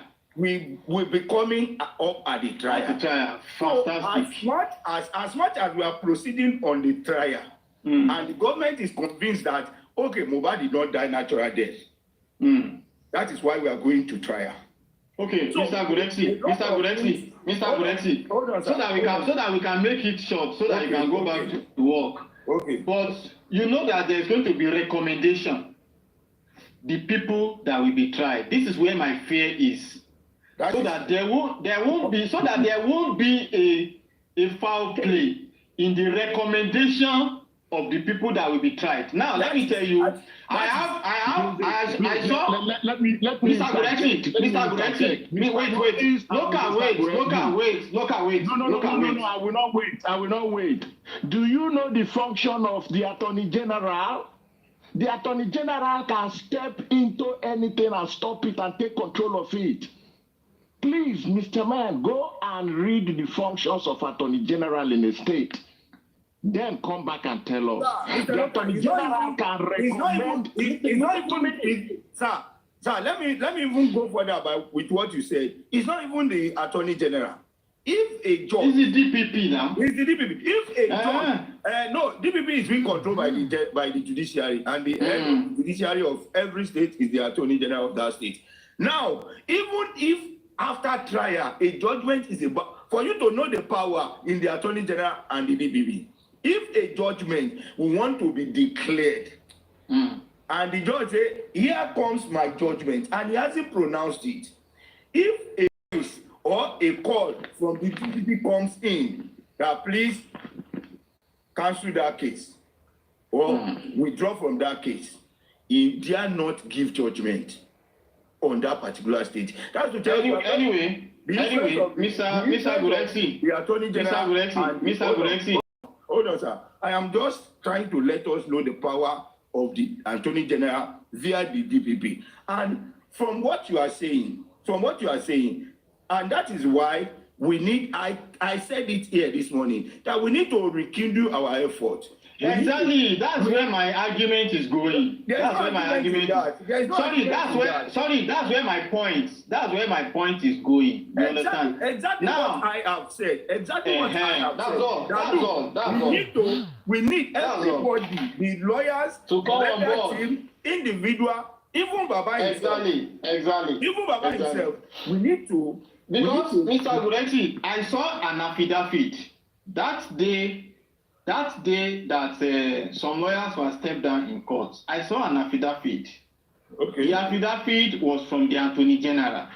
And I saw it, Barrister Mrs. Bankole. I think I will get it and send it to you. Barrister Mrs. Yeah, Barrister Mrs. Bankole. That woman, that vibrant woman. Okay. That vibrant woman. Yeah. I saw an affidavit from her. And I read it. And in fact, I wanted to take a snap. She said, no, she's not allowed. And the last content of that affidavit was that they've gotten enough evidence to take the matter to prosecution. So I now started wondering within me. Was it the last inquest? No, the one we did before the last. That means when was it the Arusha case? was it Darusha? Yeah, it was Darusha before. I think it was okay. I think it was Darusha. It was Darusha. Yeah. Exactly. So I saw that affidavit, and I started wondering. Because how can immediately after you end this call, I'm going to call her and ask her. Call her. There's an affidavit from the Attorney General with her. Yeah. So you can just read it and have an idea of the contents. Then maybe later we can. By who and addressed to who? From the Attorney General. I can't remember. I think it was addressed to the judge. Okay, that they've got enough evidence. Enough evidence to take the matter for prosecution. And Bankole, can I tell you something? Well, I don't want to say probably it was a cooked story or the affidavit was fake. Why I said it is this. It is the DPP and the Attorney General that set up the inquest. They dare not interfere in the operations and the affairs of the coroner inquest. Okay. Now, what they can say is that, can you hasten up your findings? Because as it is now, what is happening at the inquest is something that by official standard, despite the fact they are following it, they have not received a recommendation. They've not received any conclusion from the inquest. So they cannot rule that, okay, we have gotten whatever. It is, you can tell the coroner, can you hasten up or can you round up your inquest and bring up your recommendation? Because an inquest has been, they cannot say we have found whatever we want to go for trial. I don't think it's possible. Well, we'll both cross-check that and work on it. But I think my asking for your presence has been achieved. For us to put up more gear and see how we can do the needful before whoever, whether the state government or not, play smart card or not. So I think you've addressed that. Yeah, they can't play any smart game because look, some people at times we act as if we are going to get justice from the church or from the mosque. It is this same government, it is this same court. The only thing we need to do is to put up, as in lighting up, as in increase our light, our searchlights. Be very, very vigilant that we are not cheated or we are not distracted. Exactly. We need to be focused because where we are getting the justice is where manipulation can set in. But if we look sideways or we allow ourselves to be carried away, manipulation could be done. But when we are vigilant, we stay focused and we watch every step made by them. They won't have anything. They won't have any option because they'll be caught in the closet. Yeah, thank you very much, Mr. Gorexi, for the discussion. Well, I'm waiting. You can share the copy of that, whatever. Sure. I even wrote you some messages on your inbox already. You have my number down. I don't have your number. You can send it to me. My number. Just send it to me. Let me see through. Okay, let me see through that copy. Thank you very much. If you can send it now, let me read and come here if you are going to be around for the next 5 minutes, and then we'll discuss it so that Sure, no problem. Yeah. Thank you. So, Mr. Petche, do you still have any other question? Good morning, sir. Please, I have a question, sir. But let's allow other people. I pleaded for a few minutes and then I have a lot of things to ask you about. Yeah, Mr. Guresi, we are No, done. not you, sir. Not you, sir, Mr. Guresi. I want to talk to Comrade, sir. Comrade. Good morning, sir. Good morning, man. Everybody. I'm sorry. I know I came after everybody right here, but I'm at work right now. Please, Comrade, I have just one and a half or two questions for you, sir. Go on, madam. This is my question. Okay. Can you tell us anything about the 632,000 pounds? Number one. Number two, why is the money not remitted to Baba? Why is the money not given to Baba? Madam. Excuse me, sir. Go on. Because other foundation told us to go on Google, and Google doesn't lie. Google is our friend. On other foundation, she put a lot of accounts. Two of the accounts is that I remember right now, Polaris and PayPal accounts. And in every information that Ada put up on her page, when it comes to Mohbad, she will put the PayPal and the Polaris account. I believe the accounts are more than that. But I'm only telling you two because I don't want to, talk too much. Okay, madam, should I respond? Should I respond? Madam, should I respond? Yes, sir. Thank you, sir. Should I respond? Yes, sir. Please, sir. Yes, sir. Okay, and I will drop so that you can continue. No, don't drop. Don't drop. Let me just answer here. No, the reason why I said, hold on, sir. The reason why I said I want to drop is because I'm at work. And okay. I will not. Okay, I will just respond while you are going, no problem. I think Petkel asked the same question, or the questions are related. And I think I've responded before. And I think what I said was that, number one, I'm not a board of directors of Ada Universe Foundation. Number two, I'm not on the board of trustees. Number three, I'm not the finance director. So I don't know how I will be able to answer whether she should remit the money or she should not remit the money. Number three, for me as a professional, when a corporate organization is accused of financial misconduct, the right thing we normally do is either take it up from the Corporate Affairs Commission, from the tax office, or we demand for their annual audited reports. And from there, we can query the audited reports and the management accounts. And whatever anomalous that is discovered there, from there, we can take it up.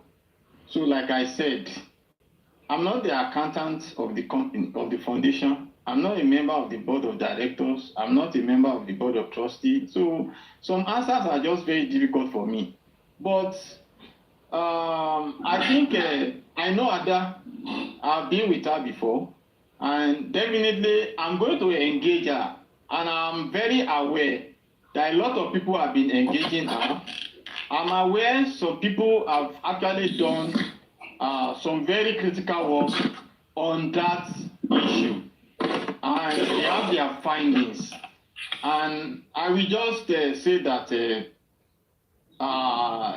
those findings, I will try and speak with them to try as much as possible to come and defend those findings in the public. And then probably from there, we'll be able to ask more questions. Mr. Comrade. Yes, sir. Mr. Comrade. Sir. From your people there, Iris and Co. Peskage, I kept on telling you, I've said this thing on, what's it called? On Super Vibes. Stop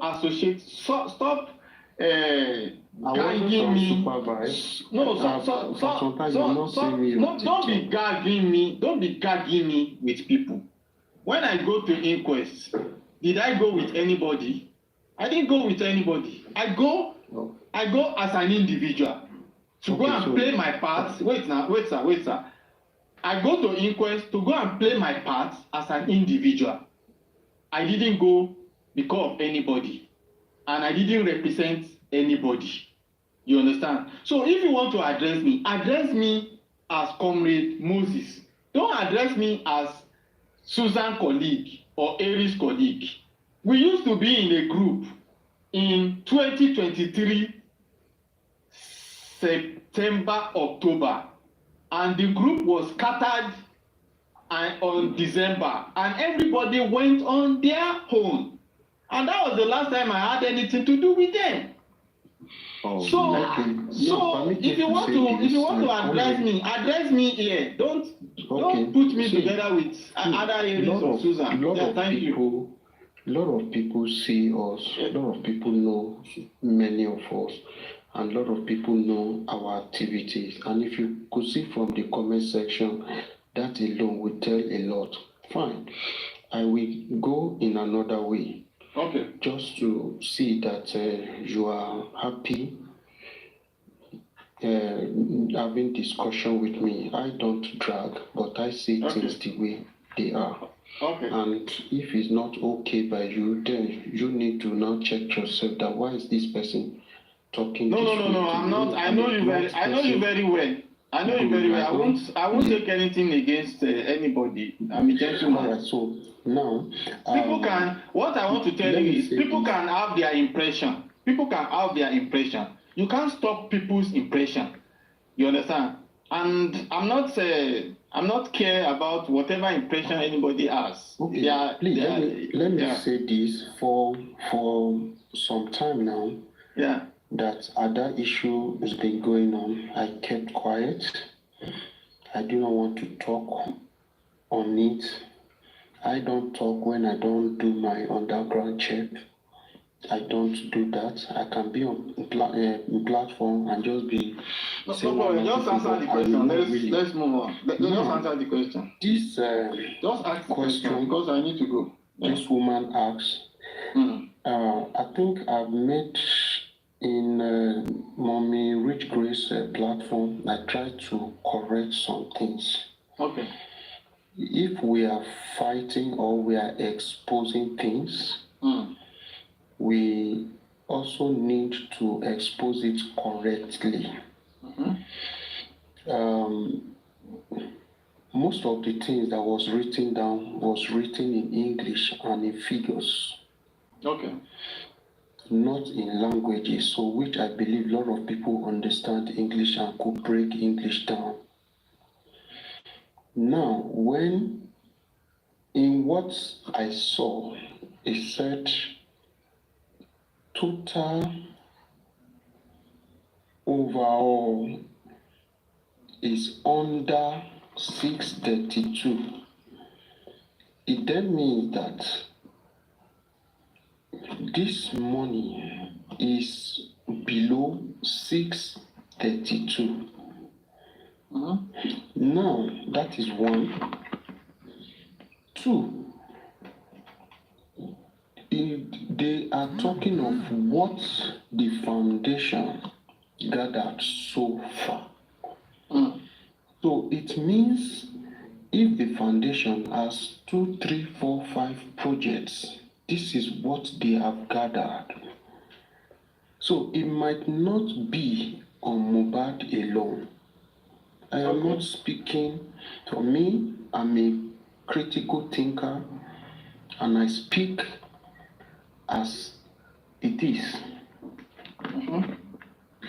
Now, I do not know. She claims she has opened, and some records show one of the foundation was created, is it June or so, before Justice for Mohbad, which maybe she has undergone some projects.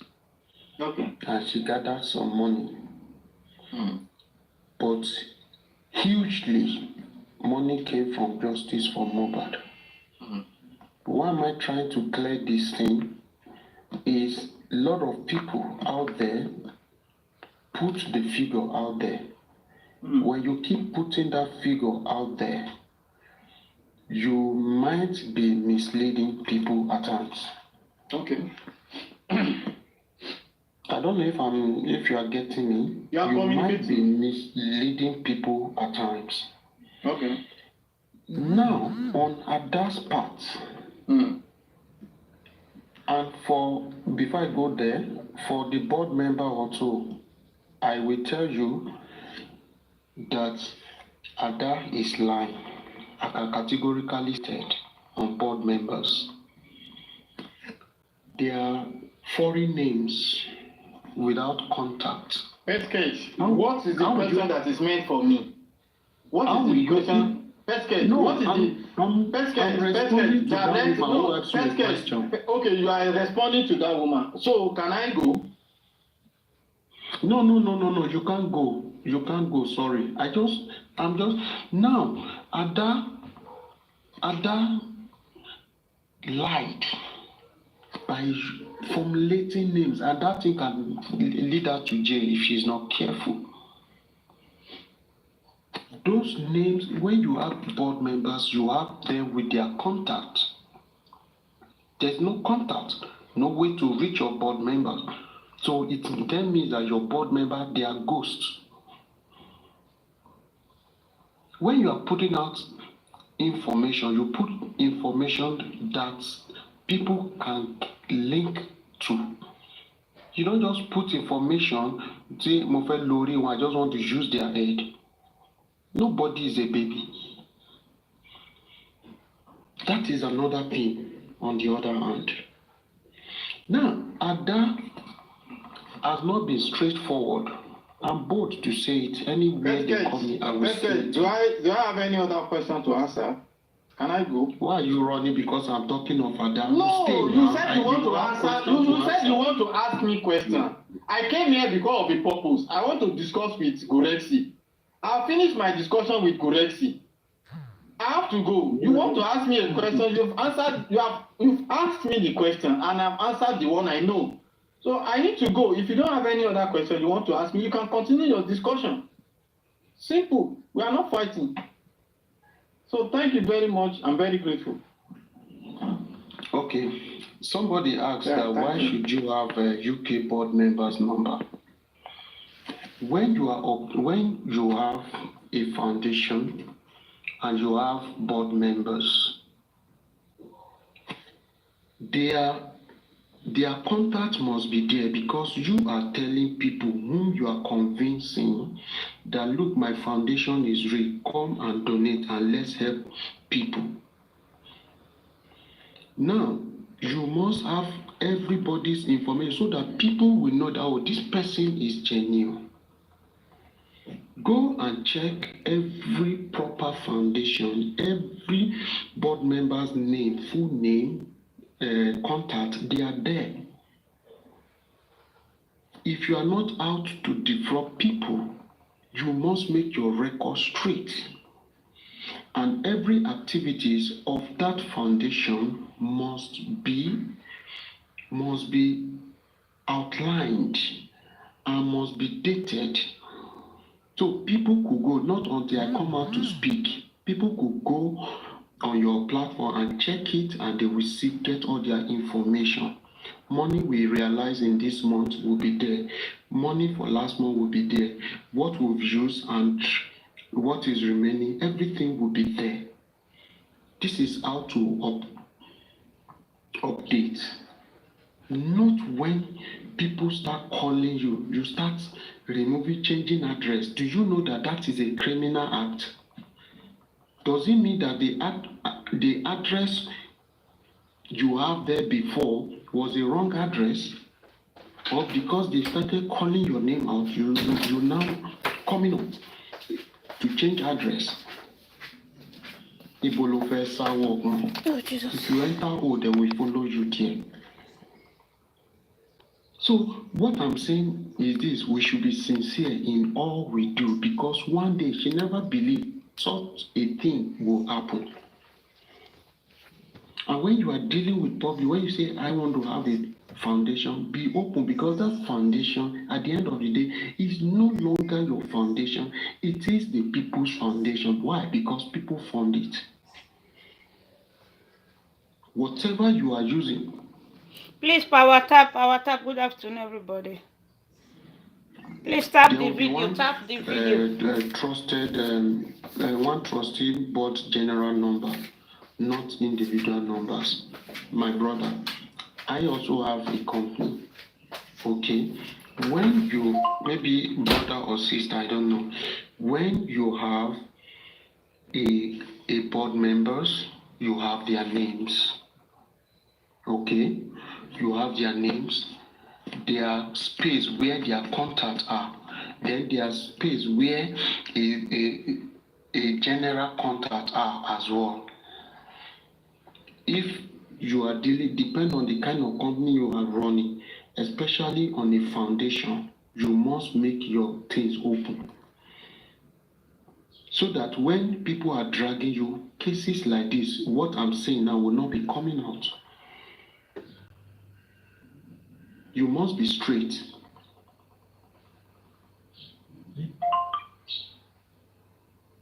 Thank you for educating the public, because most of the public, they don't know that there are board members that can be responsible for the deeds of the NGO too, or the foundation. So thank you for enlightening them. Now they know now that they can go to the platform and maybe start contacting some of the board members too.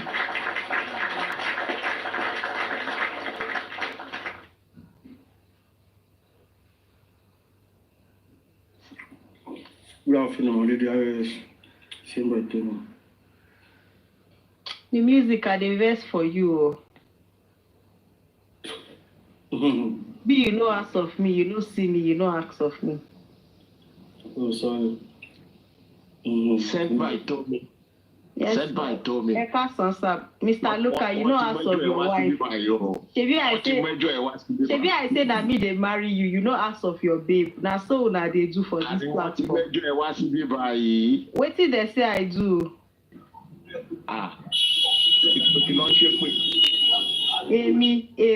Me shake with anybody, Mokorora wa on low key me. Mo because to take shake with go back to back on phone. Ha! Nibo! What's of music in Biba? Music. Hey! Who come allow my head? Who say I curse? Me that I've been preaching peace. I've been preaching peace. God. Hey! Who is that person? Oh, that he promised to work on the shake. Oh, shake now, mo shake. Me, I can't even remember going to tell you mo shake from by listen. Honestly. Mr. Look at me, shake. One power for me. Hey, power Coco. Oh, ni Coco. Yes, sir. Something about the music. Baby, no does it become a contact and completely set to me for back to back me. Even though only Jedi, people look at Jedi, all of me are Jedi and Sunday pay what you see.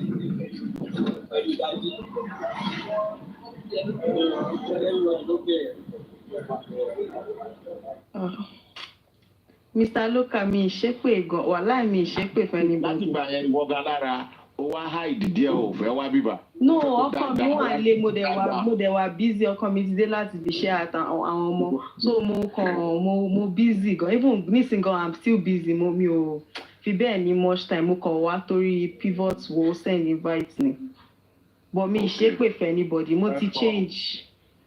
O ti change.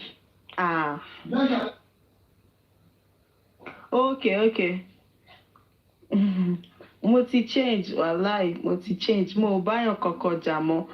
The only thing I know that mo mọ̀ pé mo táwọn síyàn lánàá lórí platform mọ́mí, but mi ṣe pé mi ṣe pé for anybody. Èmi tí mo preach peace tó jẹ́ pé mo ti change gan.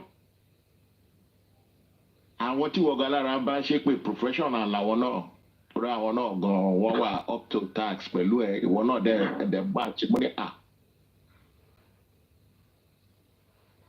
tó sọ fún wa. àwọn náà wá wá jà mí ẹ mọ̀ pé mo ní mo ti change tí wọn ò bá wá fún mi èmi ò kí ń wá fẹ́ anybody tí ò bá wá fún mi torí bẹ́ẹ̀ these days mo mọ̀ wípé mi ò lámúmọ́ra so mi ò lọ sáwọn platform mi kankan bẹ́ẹ̀ mo kàn wá just dey on a low key I no too dey even show myself but I just you say I tell you say I don repent now and I dey pray for make God change me make I no dey vex anyhow so because of that me sef I dey avoid problem if you see me fight person maybe they come find my trouble the one wá jà mí ni bọ̀dá mi mo bá anybody jà wọ́n wá jà mí ni. ìyá fa wọ́n bá wá bíbá wá pọ̀ mi pa wọn ò ní lọ wájà.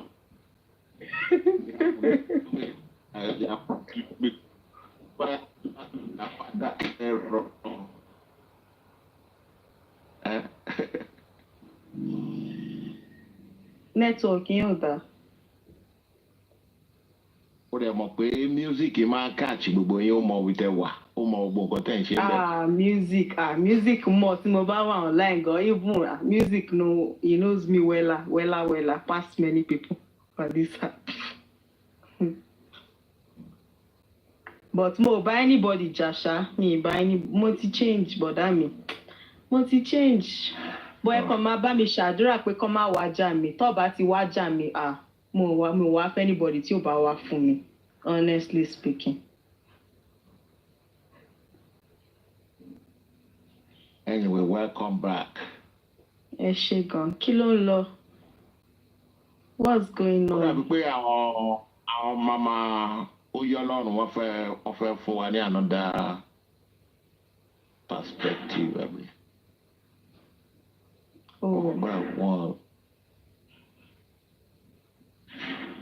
Since the kò sí update everywhere just. mo bá yín níwájú kínkín èyí lọ́nà mo ṣàlọ̀ ẹ jẹ́ kọ́wọn tán tí sọ̀rọ̀ ọwọ́ bíi mẹ́ta ìwà tán ìsọ̀rọ̀.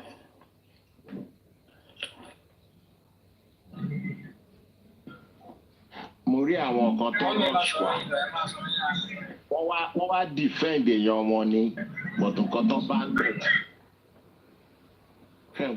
Okay, now ẹ jẹ́ ká tún fi ojú inú wo ohun tí ó ṣẹlẹ̀ bí ọ̀sẹ̀ méjì mẹ́ta sẹ́yìn torí pé kí ni Ọlọ́run kó gbani lọ́wọ́ ẹni tó ń ṣọ́ ni tá ò ṣọ́ òun ló ṣe jẹ́ pé mo sọ lẹ́ẹ̀kan pé ká máa dúpẹ́ ni network ta ló mọrú àwọn èèyàn tí wọ́n ṣe nǹkan tó ń ṣe fún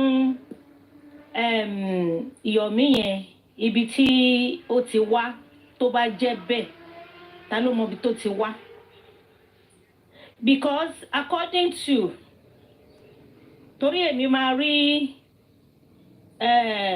nǹkan tí mo bá gbọ́ ni máa sọ mi ò ní ro àròsọ nígbà tí madam yẹn tán play kíní voice note Adá ó ní ká ní mo lè wá ni màá play ẹ̀ ó ní Arífá ló máa wá fún wọn ní statement and according to Arífá ó ní pé Adá ó pẹ̀lú ọmọ tán fún un lówó tán béèlì òun bóyá béèlì ẹ̀kọ́ náà pé torí mi fẹ́ ṣe mistake mi fẹ́ sọ ohun tí ò jẹ́ but níjọ́ tó ń sọ̀rọ̀ ó náà ń pè ìyàwó òun ń fún ìyàwó òun lówó wọ́n ń ṣe gbá wọ́n ń ṣàwo so ó lè má jẹ́ pé bail so ńgbà tó dẹ̀ jáde ó get in touch so ẹni tó dẹ̀ ń ṣerú gbogbo yẹn fún èèyàn bó ti ń kó rí ẹlẹ́ran ara ní gbogbo wa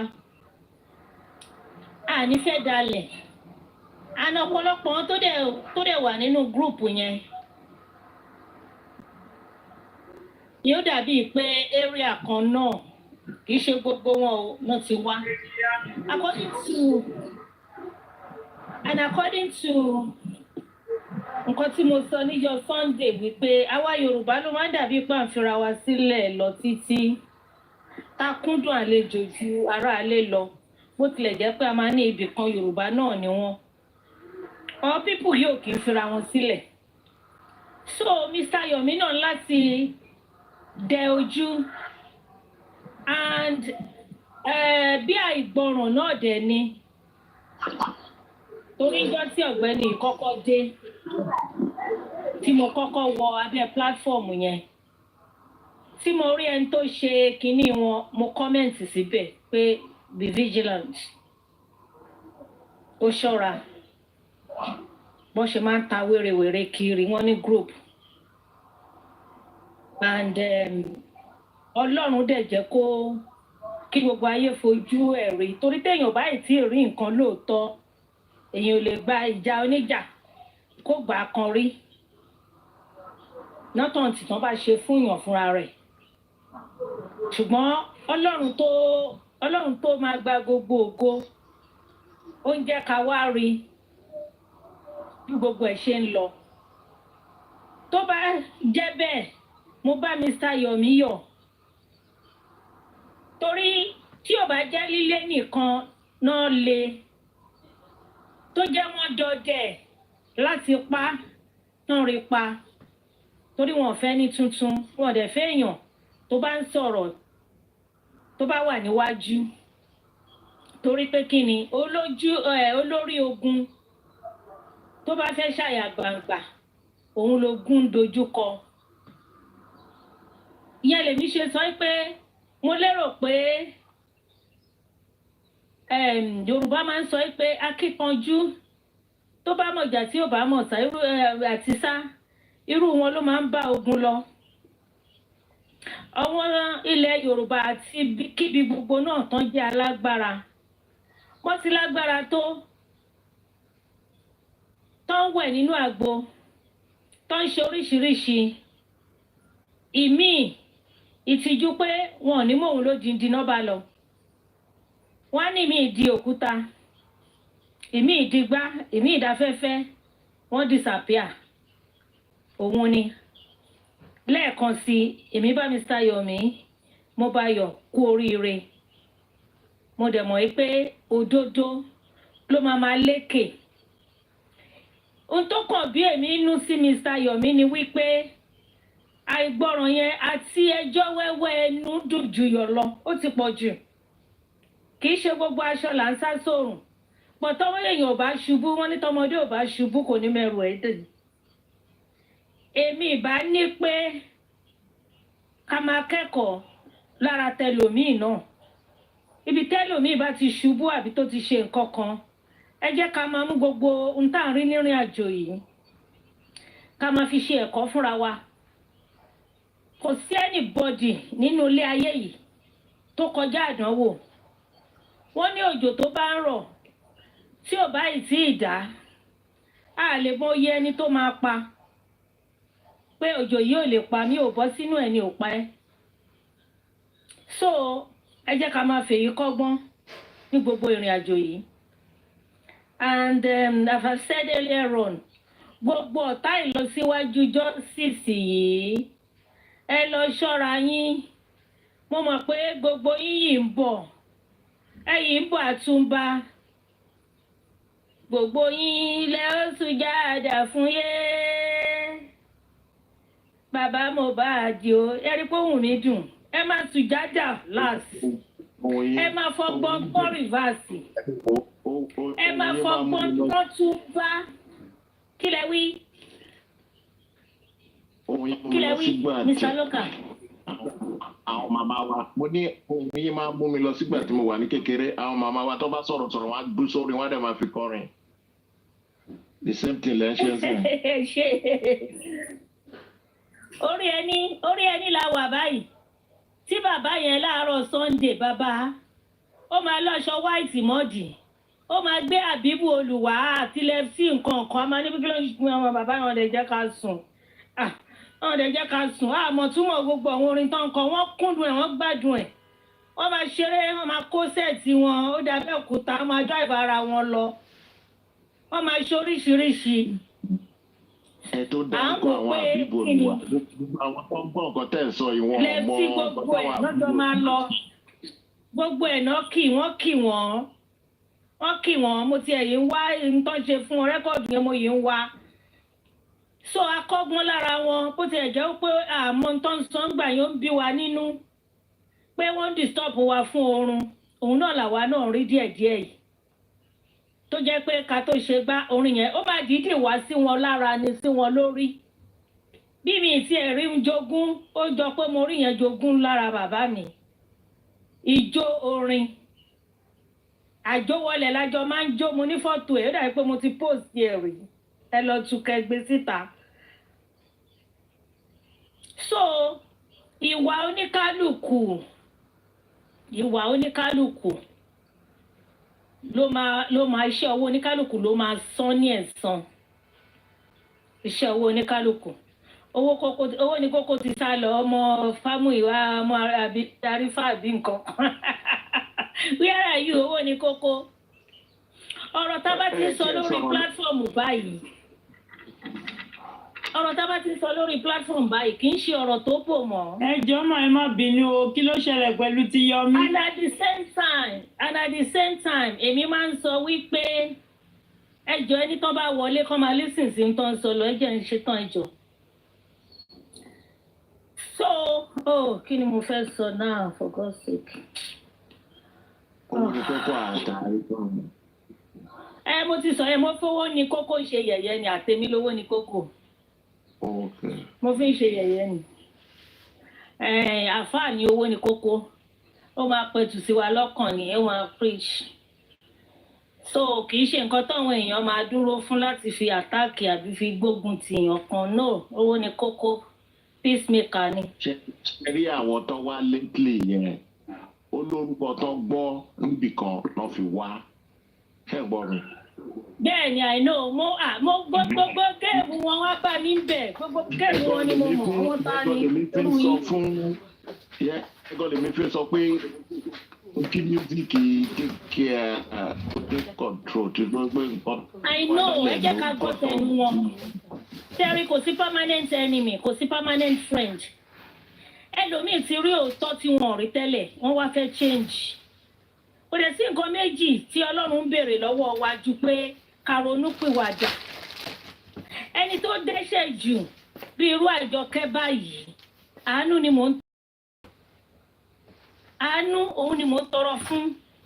Pé kí ẹ̀rù àti ṣe bí àti ṣàìdá kó máa bà mí. Tí bá ti fẹ́ dáwọ́lé ohun tí ò tọ́, k'Ọlọ́run tètè kó ṣí mi létí kí n má lọ sí díẹ̀.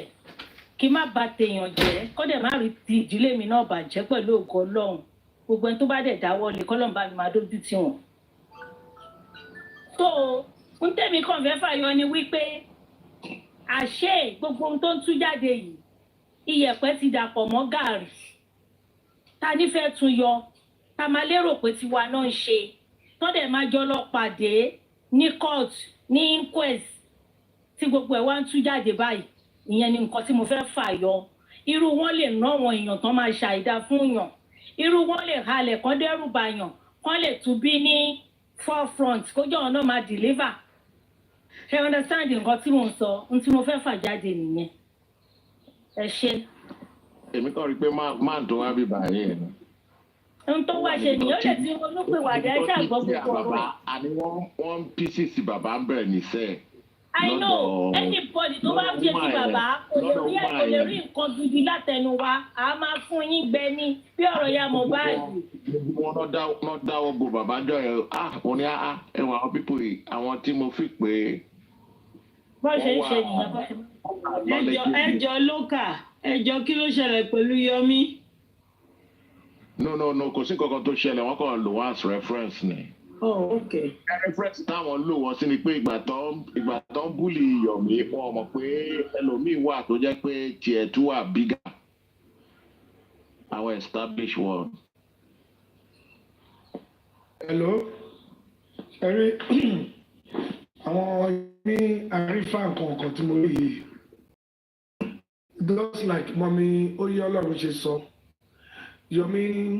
Yọ̀mí is like ó fẹ́ fi pánsì ó pẹ̀lú nǹkan tó wọ́ọ̀rì ẹ̀ ó ti ń sọ̀rọ̀ jù àti pé he has too many people that he was dealing with.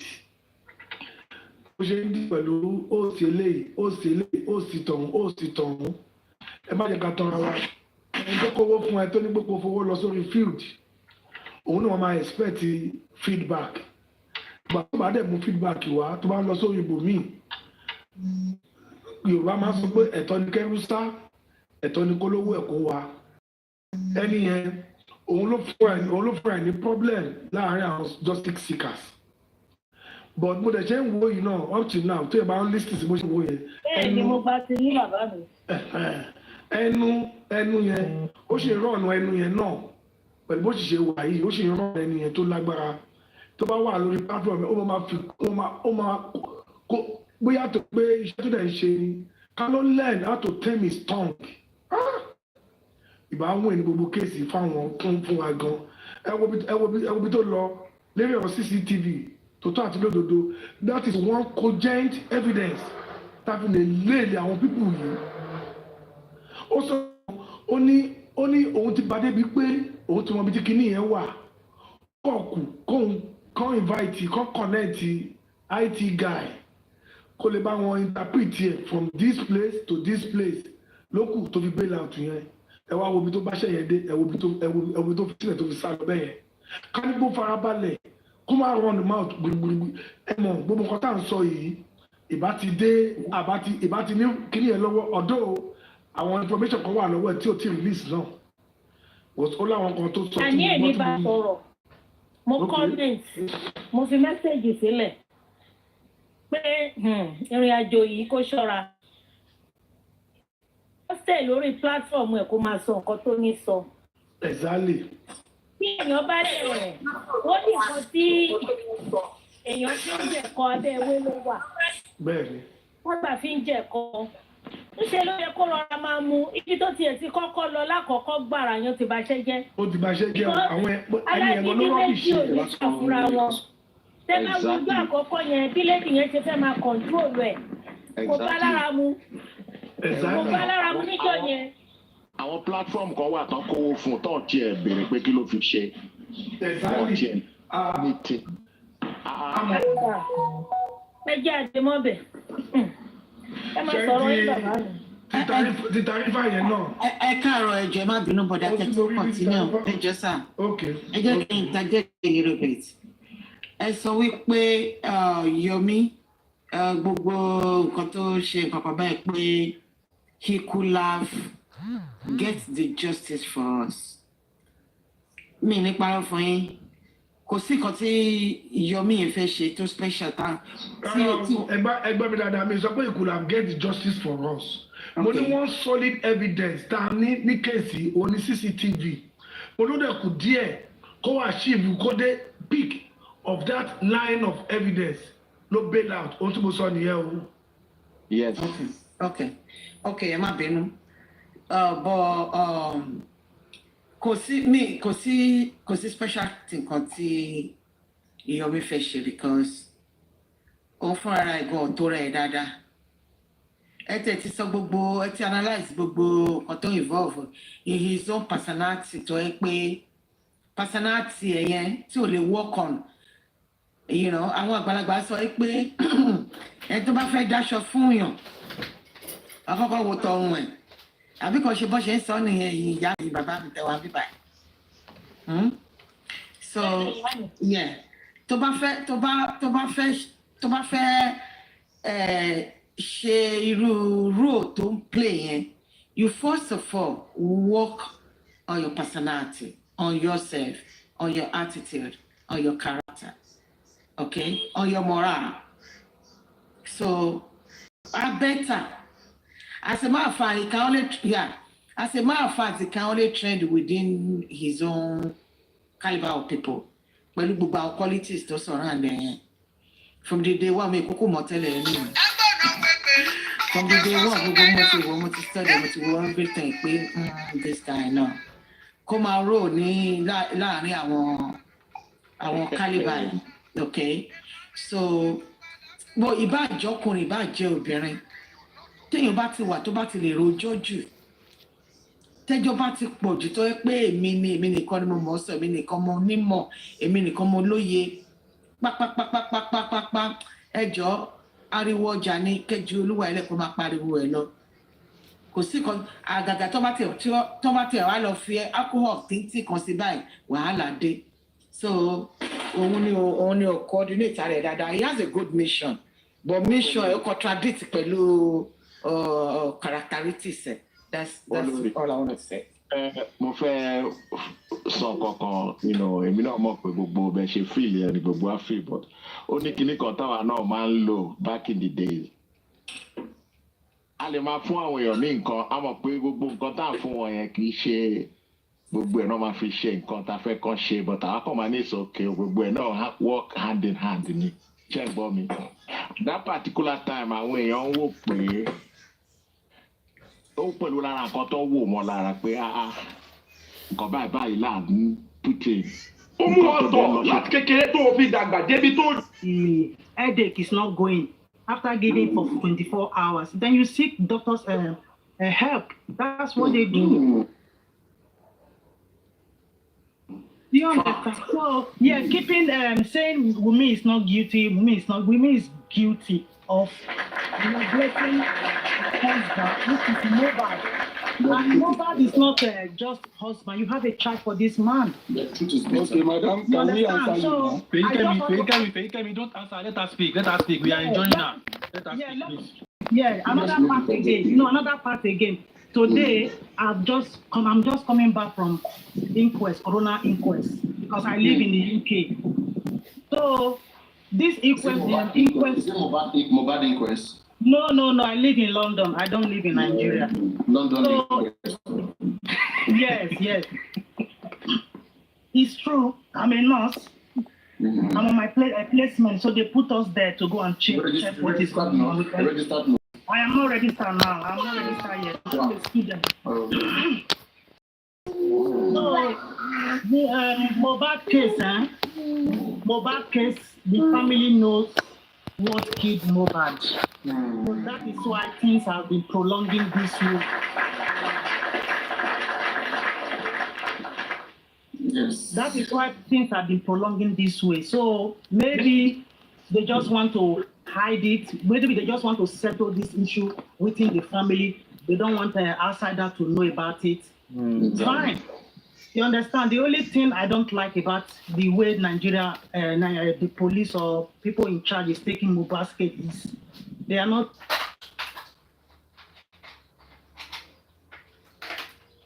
They are not being transparent. They know what is going on. So they just want the public to be suffering, talking about Mohbad every day. They don't think about the effects that this thing has given to a lot of people. Sometimes I come online, I will see Mohbad matter. They are talking about Mohbad. I don't feel good. So I don't know how. As a true mother. Yes, I don't feel good because Mohbad is just like, nobody is fighting for him. And something happened, the family is not being transparent, maybe because of their own selfish interests, I don't know. But all I know... There was a rumor that the wife is pregnant again.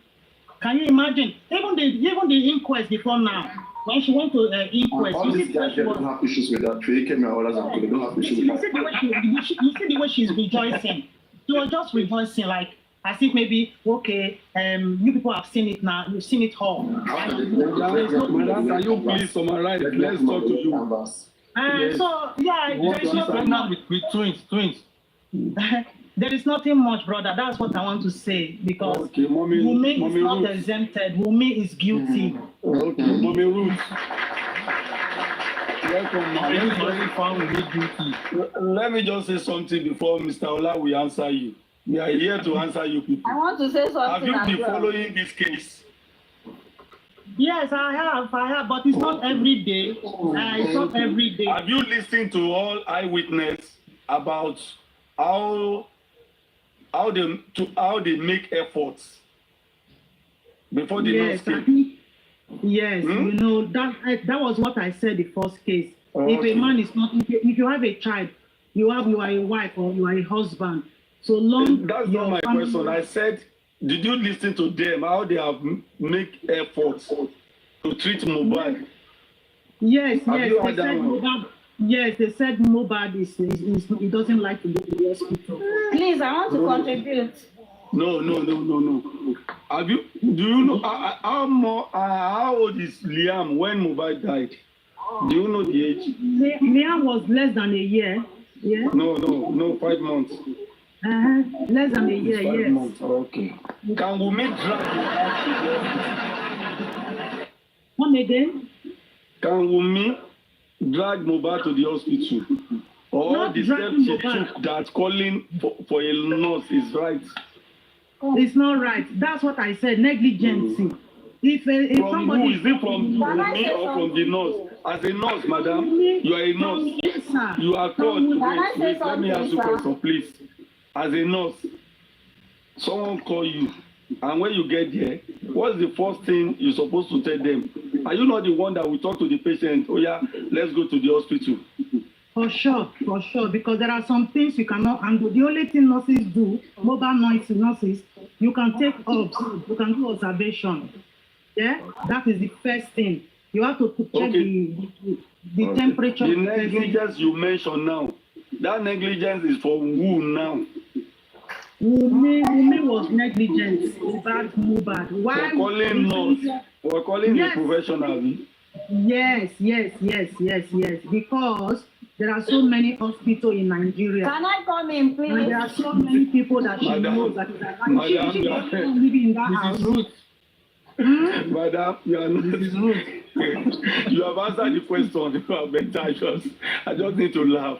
The professional came, and the professional did not see. The lady told us that, according to the police report, nothing serious happened to Mohbad.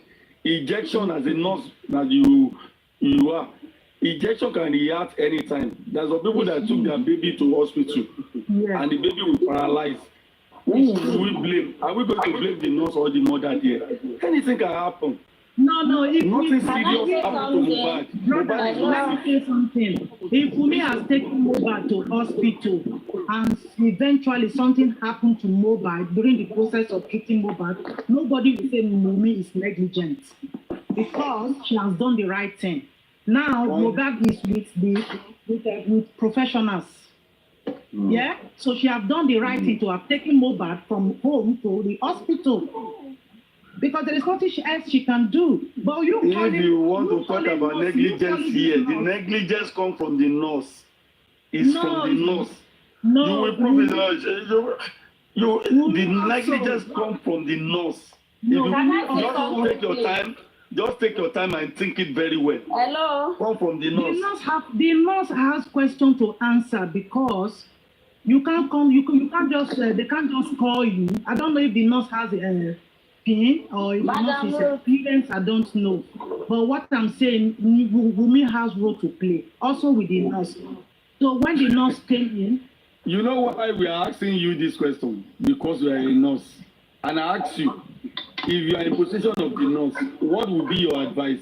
You said you will ask them to go to the hospital. I would take observation. I would take observation. In the case of judge now.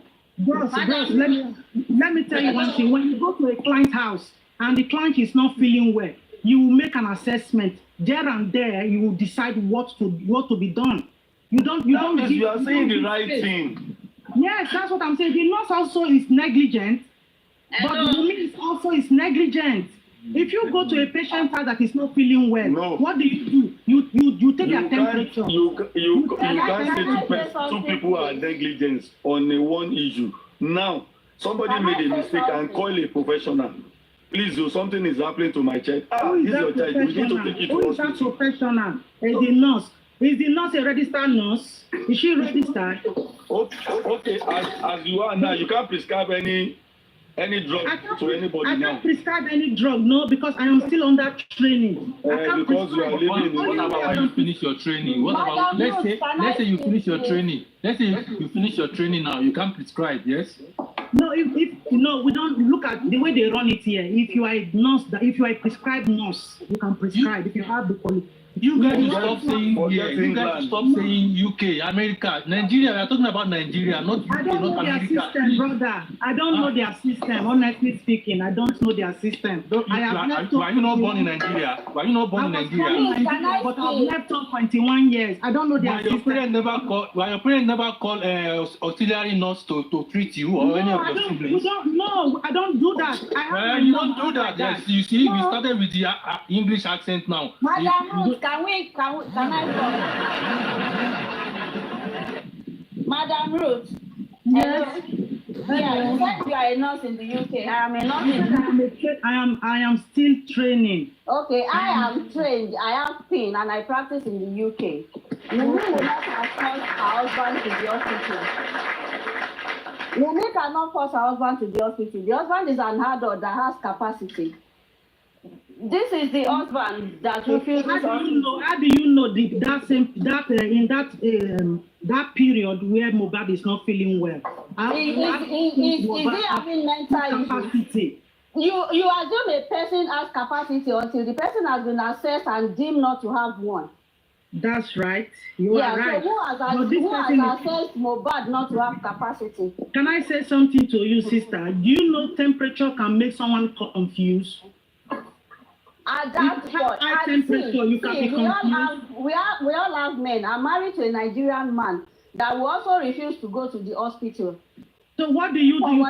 For whatever reason. So like I'm in the UK now. If he's refusing to go to the hospital and the condition has not warranted me to call an ambulance, am I going to force him to the hospital? And your first point of call is the GP. In Nigeria, there is no GP. You have to go to the hospital yourself.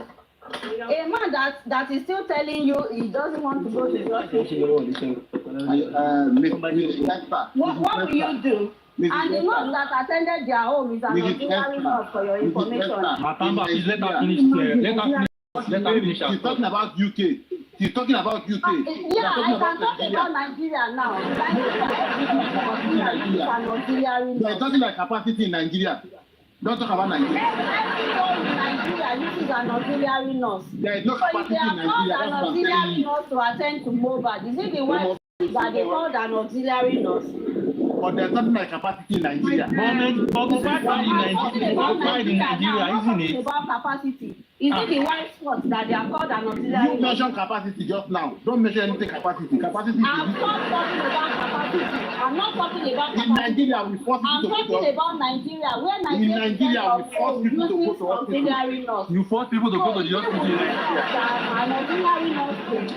You force people to go to hospital in Nigeria. Can I say so something? When you call an auxiliary nurse, is that not what most people do in Nigeria? So is it the one strong that they call an auxiliary nurse? There's nothing like capacity in Nigeria. My friend, listen. And why did women not call Iyalagbo? Like they have called an auxiliary nurse. Is it the wife's fault that they called an auxiliary nurse? Is not every home in Nigeria with auxiliary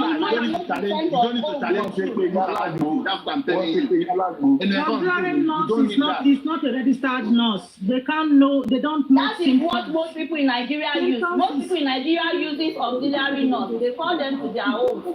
I practice in Nigeria and I've seen that is what happens. So is it the one we use in Nigeria? That's what most everybody use in Nigeria. That's the first contact you are going to call in Nigeria. Don't be acting like you are not calling capacity. That's my own problem. That's why Mr. Man, forget about this capacity. What capacity you are shouting here? That's what Esther was shouting on. Man, just forget about this capacity. Let's talk something else. What is capacity? So go to Nigeria, don't go to UK. Yeah, I've gone to Nigeria now. 98% of home in Nigeria use auxiliary nurse. So they've called an auxiliary nurse. So how is that Wumi's fault that they've called an auxiliary nurse? Who called the auxiliary nurse? Who called the nurse? 98% of people in Nigeria will first call an auxiliary nurse. For 2 days, for 2 days. What do you mean for 2 days? There? He did not sleep in Mohbad's house. What do you mean by for 2 days? Mr. Man, you don't know what they are talking about. The nurse did not get there. Go and check your facts. And police gave report that Mohbad bled profusely. That's what they said. Oh my God. Matamba. You are just saying what you don't know. Go and read. Okay. We can you, Mr. Matamba. We agree with you. Mohbad bled from. Go and read what they are saying in the Corona inquest. Go to Corona inquest. Go and read their thing there. We'll go and read their thing. You read their thing. What is their thing? Go and read their thing there. Okay, Mr. Matamba. Thank you. See who is ignorant that is talking. Don't mind that. Don't mind that. You came up with capacity and you say you are in UK, practicing in UK. You are not asking nobody. You know what is capacity? Mr. Matamba, you forget about this, your capacity. Your foolishness online. Please, don't insult me. So, Mr. Matamba, you just came here to destroy everyone now, yeah, with your capacity. No, I did not come to distract. I came up because she was challenging somebody who is in okay, we have moved on from the capacity. We don't need the capacity anymore. We are talking about Nigeria now. We are talking about the auxiliary north in Nigeria. We waited for 2 days before the north came. You were there, yes? That is what they said. Yeah, he slept in their house. In the Corona inquest. That is the report. We waited for 2 days. Yes.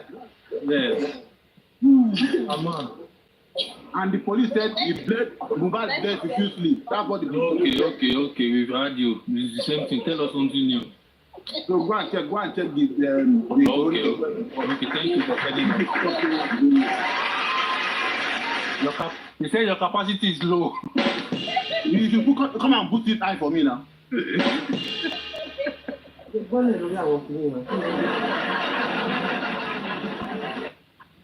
Okay,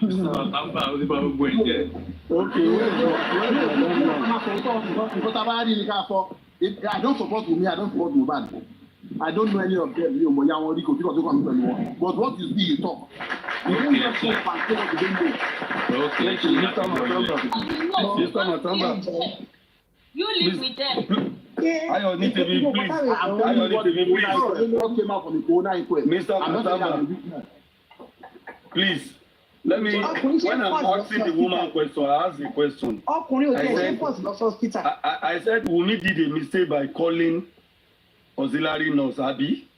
When that nurse that he did not do any mistake to call her. What? No, I know what I'm saying. I know where I'm going. When the nurse came there, we are talking about negligence now. Who did the negligence? Maybe you are still learning or you have learned for 1 year. When you came there, your position is to give professional advice. And I know why the nurse did not give professional advice. Because nothing serious happened to Mohbad. Yes. That is the reason. We are just shying away from the truth. Nothing serious. Reaction of injection. It's not today nurse has been treating Mohbad. What letter is dead? What letter is dead? Say you understand me? I said, okay, they have done a very big mistake calling somebody to come and treat him. Okay, when he... Bọ́rọ̀ Mohbad ṣe rìn ló jẹ́ káwé yẹn máa sọ bó ṣe ń sọ. Kò sí obìnrin tí ò lè ṣe mistake tí Wunmi ṣe. Can you speak English? I don't understand Yoruba. And all the mistakes every one of them did in the house by calling nurse has been shifted to the nurse because he's the one in capacity to tell them what to do. Okay, I can't treat this guy now. Let's take him. Mohbad will yield to nurse advice immediately. Now, he may not listen to them, but we listen to Mohbad if it is serious. Nothing serious happened to Mohbad. My dear Mr. Can I say something? Let me say something. It doesn't. Someone that is symptoms, and there are some symptoms, the person will look well, but they have serious symptoms. And that so-called nurse, you just mentioned that is an auxiliary nurse. Auxiliary nurse is just like a support worker. They don't have medical knowledge. But for them in Nigeria, they don't think that some people used to use auxiliary nurse in their house. That's the problem. That is not a new thing. Because can I say something again? Yeah, can I say something? Like, if this auxiliary nurse, if you are going to a patient's house, you must have all these, what is it called? All these herbs, all these equipment that you use to check the temperature of the person, check the heart rate, check their oxygen level, expiration, everything. You must But have you it. know how they are operating in Nigeria. That is the thing. You can see somebody now, the person physically, assessing the person physically, you can say, oh, the person doesn't have problem. But if you use all those equipment to assess the person, you might see something. When you said now, you say it's auxiliary laws. How do you expect auxiliary laws?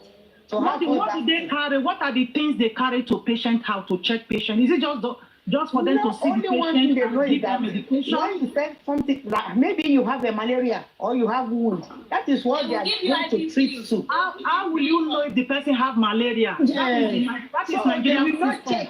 They will not check properly. The only thing is you can give what is it called? Paracetamol. You can give ibuprofen. Yes, you can give the one to bring temperature down. Sister Ruth, can I ask you a question? Sister Ruth, can I ask you a question, Sister Ruth? Do you believe there is no negligence in abroad? Have you never seen any situation of negligence in abroad? That's not too much. Just answer yes or no. Just answer yes or no. Of course, yes, that's so what are you talking about? What are you talking about like Nigeria? No, brother, listen. I know everywhere nobody is perfect. All that's what we are saying. All practice they have problem, they have negligence. It's true, but what I'm saying in terms of this Mohbad, let's look at this perspective of Mohbad. Okay, they call the auxiliary nurse to Mohbad's house. What equipment is this woman come with? It's a question. Okay, ma. That one is not. I told you something, Mrs. Ruth. I told you something. When many people mention him, you forget Adura is the direct brother to Mohbad. He's there too. He will be able to explain. How do you want a mother that is nursing a 5-month-old baby to force her husband to hospital? She understand me. I am not pushing because you mentioned only Wunmi now. That is why I'm telling you that nothing serious happened to I am not pushing all the blame to Wunmi. No, that is not. That's what you said before now. No, you said we charge him for the negligence.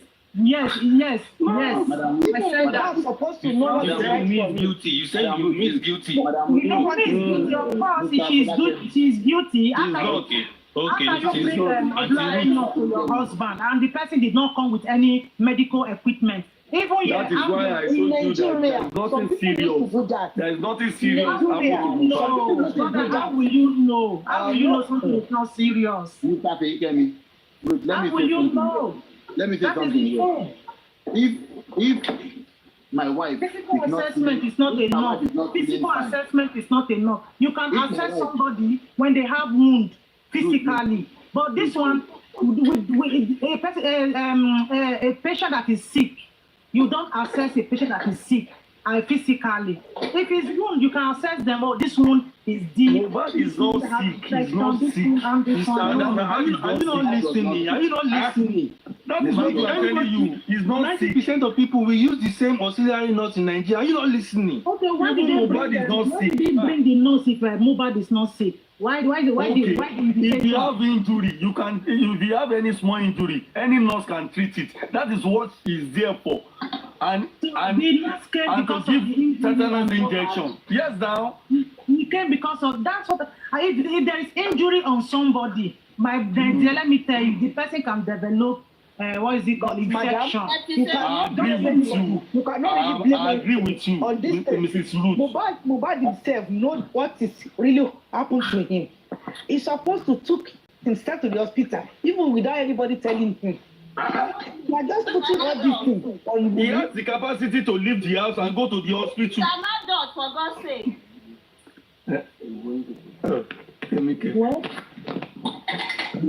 Can I quickly say something? You know, like this year, early this year, I went to Nigeria, yes, and because of the heat, I fainted like twice, and I said, okay, everything is fine. But my wife here was calling me like every minute that I should go to the hospital. Why I didn't want to take myself to the hospital. So if she's not there, she have brought me to the hospital.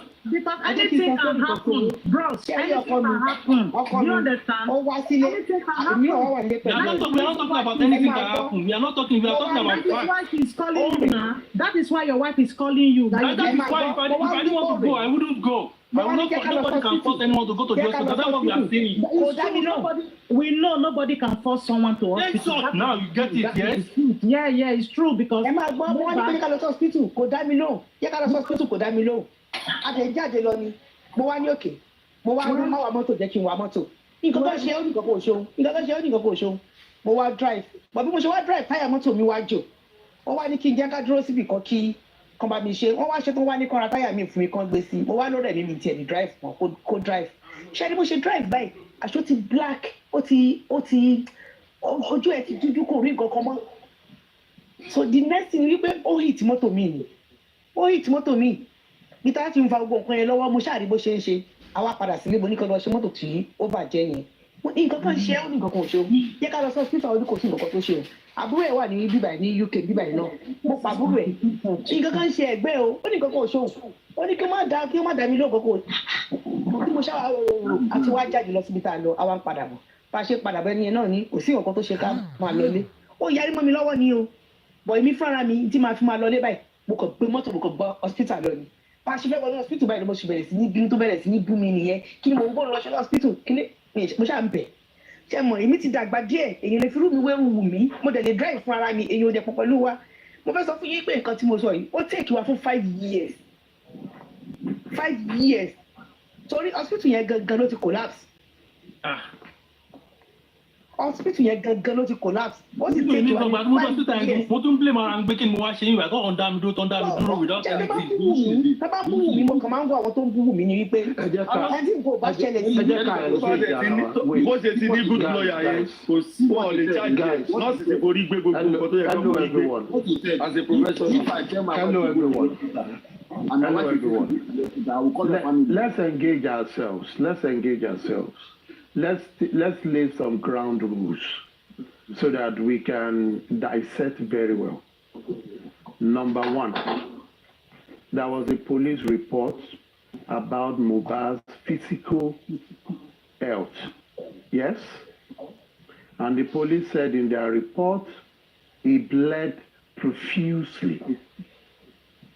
And that happened at the event he went to, back to his house.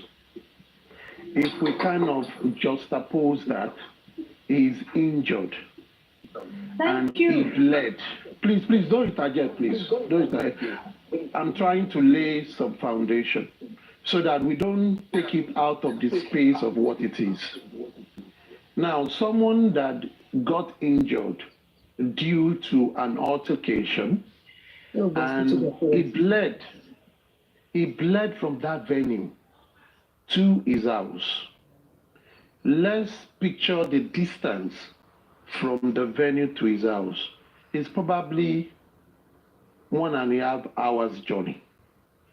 And the police in their wisdom said he bled profusely. Does anyone have another or a contrary view to that bled profusely according to the police? Because that is a statement from an authority. Is there a contrary opinion? Yes, the police. Yes, they need to retract that profusely. They need to. No. Ola. When we want to treat a case, you don't fight an official position. Police position, they are the one investigating. And when since last year, they've spoken about profusely. I haven't seen any member of the family that have sued the police to challenge that. So based on us, we are students because none of us were there. We are analyzing the case. We will only deal with the official facts until a different one comes. You can have reason for usage of word or whatever, but let's just stay to the fact. Because what the police said was never contradicted by any member of the family. And they were there the day they were reading it. And it's over a year. So we take it as an official statement that he had injury. And I'll take it back to what Shitu said. He said, 3 facts have been established. That Mohbad had a fight and is alleged to be with his friend. He sustained an injury and he died. These facts are there. Now, something led to something before the nurse was called. Yes. If we want to analyze it, he had injury. That injury enough have subjected him and taken him away from a normal person or a normal adult that is sick and is expected to treat himself. He may be assuming I have fever, is different. Assuming I had fever is different. Assuming I have headache is different. But they said he had a fight and he bled profusely. Then, just like what Taiwo said, Boya Eje got low, harm. Many things are happening to him. Therefore, his power or his right to have thought for himself as an adult to say, I'm going to the hospital to treat myself, is a deep down. It has been reduced. Of course. It has been reduced because he is in pain, he has injury. Now, but for people around him, let us all look at it. Ignore, don't blame anybody. All of us, we are friends. We went for an event and I got injured and you are with me. I'm not saying you are my wife, you are anything. We are all together as friends, we went. And I am bleeding profusely. And we understand what profusely means. It is a steady amount of bleeding. That person is losing blood. In a few hours, the person might faint. What are my friends supposed to do? Are they supposed to drive me home or drive me straight to the hospital? Where they know they are not even giving me first aid. They should have given me first aid to stop the bleeding. Let's assume they don't have the knowledge to do that. What are they supposed to do? They take me to an hospital because there is an hospital before I get home. That is what they should have. All of them should have done in the first place. Maybe that will have saved the life of this young man. But let us mark that. They have all failed in that by not making that decision. Also, the escort that followed them should have said, this guy, they bleed, if they saw it. Let's assume they saw it. Why did they? So all of them around him did not take him. Now they took him home. They took the guy home. Someone that was injured, bleeding, they left him at home to sleep on his own, stay on his own, and every other person went about their duties. Is that right for someone that is in a state of injury? Then we would say, without even, let's continue to use this thing. You now took me home, and we are all there together. And you are telling me, I should like me that I've injured myself, nobody is checking on me, you left me to be sleeping. People are now saying, I should have gone to the hospital on my own, maybe I'm an adult. That is an aberration because I am not fully, I have psychological and physical challenge at that moment. Then people around me should have checked on me. Guy, you need to go to hospital, this thing. And if I say no, they will say, come, you cannot die on us. We need to give you a first aid or take you to the right people. Now, let's assume they did not take him to the hospital. These are young people, young adults who understand medical importance, who are living in Eyebrow area of Lagos, where you have the rich living, who are engaged in Eyebrow activities, who are used with the Western things. So they should have taken this guy to the hospital now, but they also held again, now calling someone, come and treat him. At the end of the day, that is something I know about the island. There are mobile medical services on the island, on the mainland, that will come to your house and treat you. If you have the fund, you don't want to go to, no problem. An auxiliary nurse is an ad hoc worker that is assisting a trained nurse. So by law, that person does not have the authority to prescribe or to treat, but can assist the one that is working. These young people now called an auxiliary nurse to come and treat a guy that by the period he had injury has suffered pains, have bled. So even to treat that guy, it is an auxiliary nurse they got for him. That is wrong. Now it is, they already have one strike. This is another strike against them. Because this guy is injured. They should have helped him. Bleeding, he had injury. They are saying that, you have injury, you should limp. You should limp to the clinic. No, he shouldn't have been. Please just let me finish, Mr. Matamba. Yeah, I'm trying to lay ground. So if we look at these things at the ground we are laying, we can now come back and tell ourselves, without supporting anyone, let us apportion blame as due. We are not casting aspersion because we are not there. But it is good for people to learn that there are different circumstances when it comes to saying someone is an adult, someone is not an adult. You must look at it and say, can this person help him or herself to have achieved this? If the person can, then you can push to that. But in a situation when someone has already been classified to have been handicapped in that sense, is bleeding, is injured, is in pain, and he has stayed overnight, the people around him should have helped him. At that stage, if you say he's not going to hospital, that is not an excuse, because their duty is to save him from himself. There are situations you save people from themselves, and that should have been what should have been activated, not calling a nurse.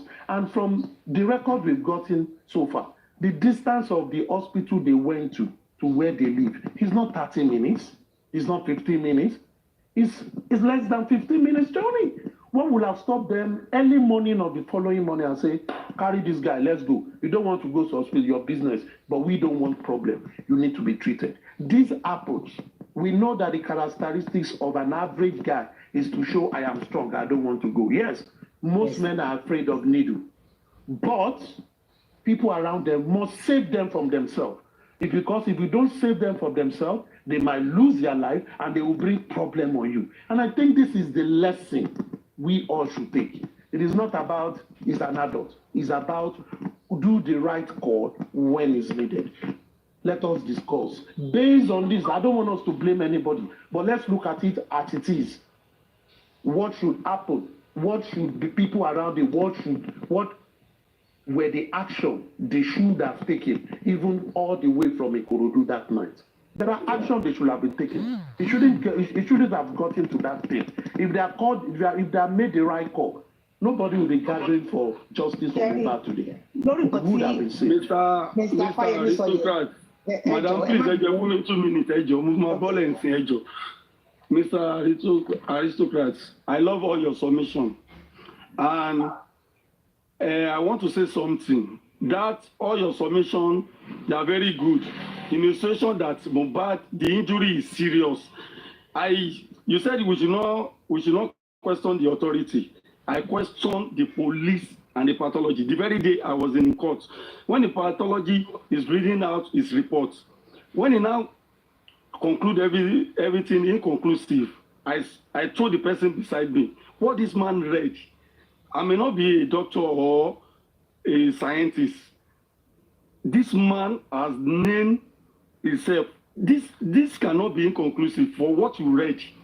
I told that guy was just looking at me. The next time that we met, that Sanchitu started examining him, asking him some questions.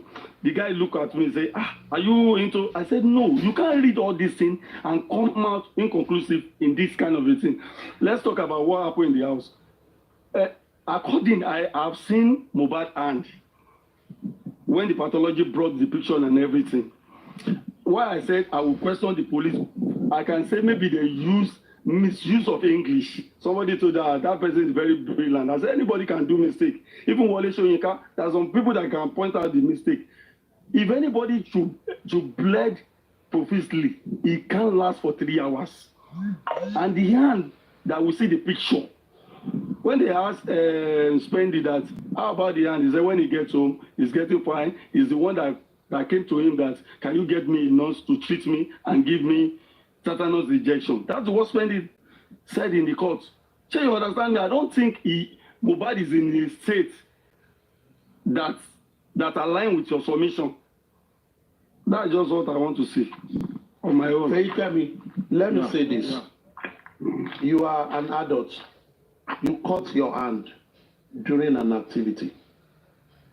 Would you, is a cut, yeah? Would you give first aid to yourself, or you will need someone's assistance? If I have anyone around, I will do it myself. Yes. If you have anyone around, you will still do it yourself. Contribution I rest my case. Don't worry. It's okay for your submission. Èmi ò wá láti blame ẹnì kankan torí pé no ma I go ahead.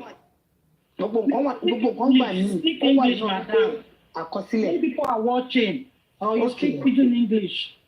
Okay, one thing I can say about that is, you know, all that people that's inside the house, they are not mature enough.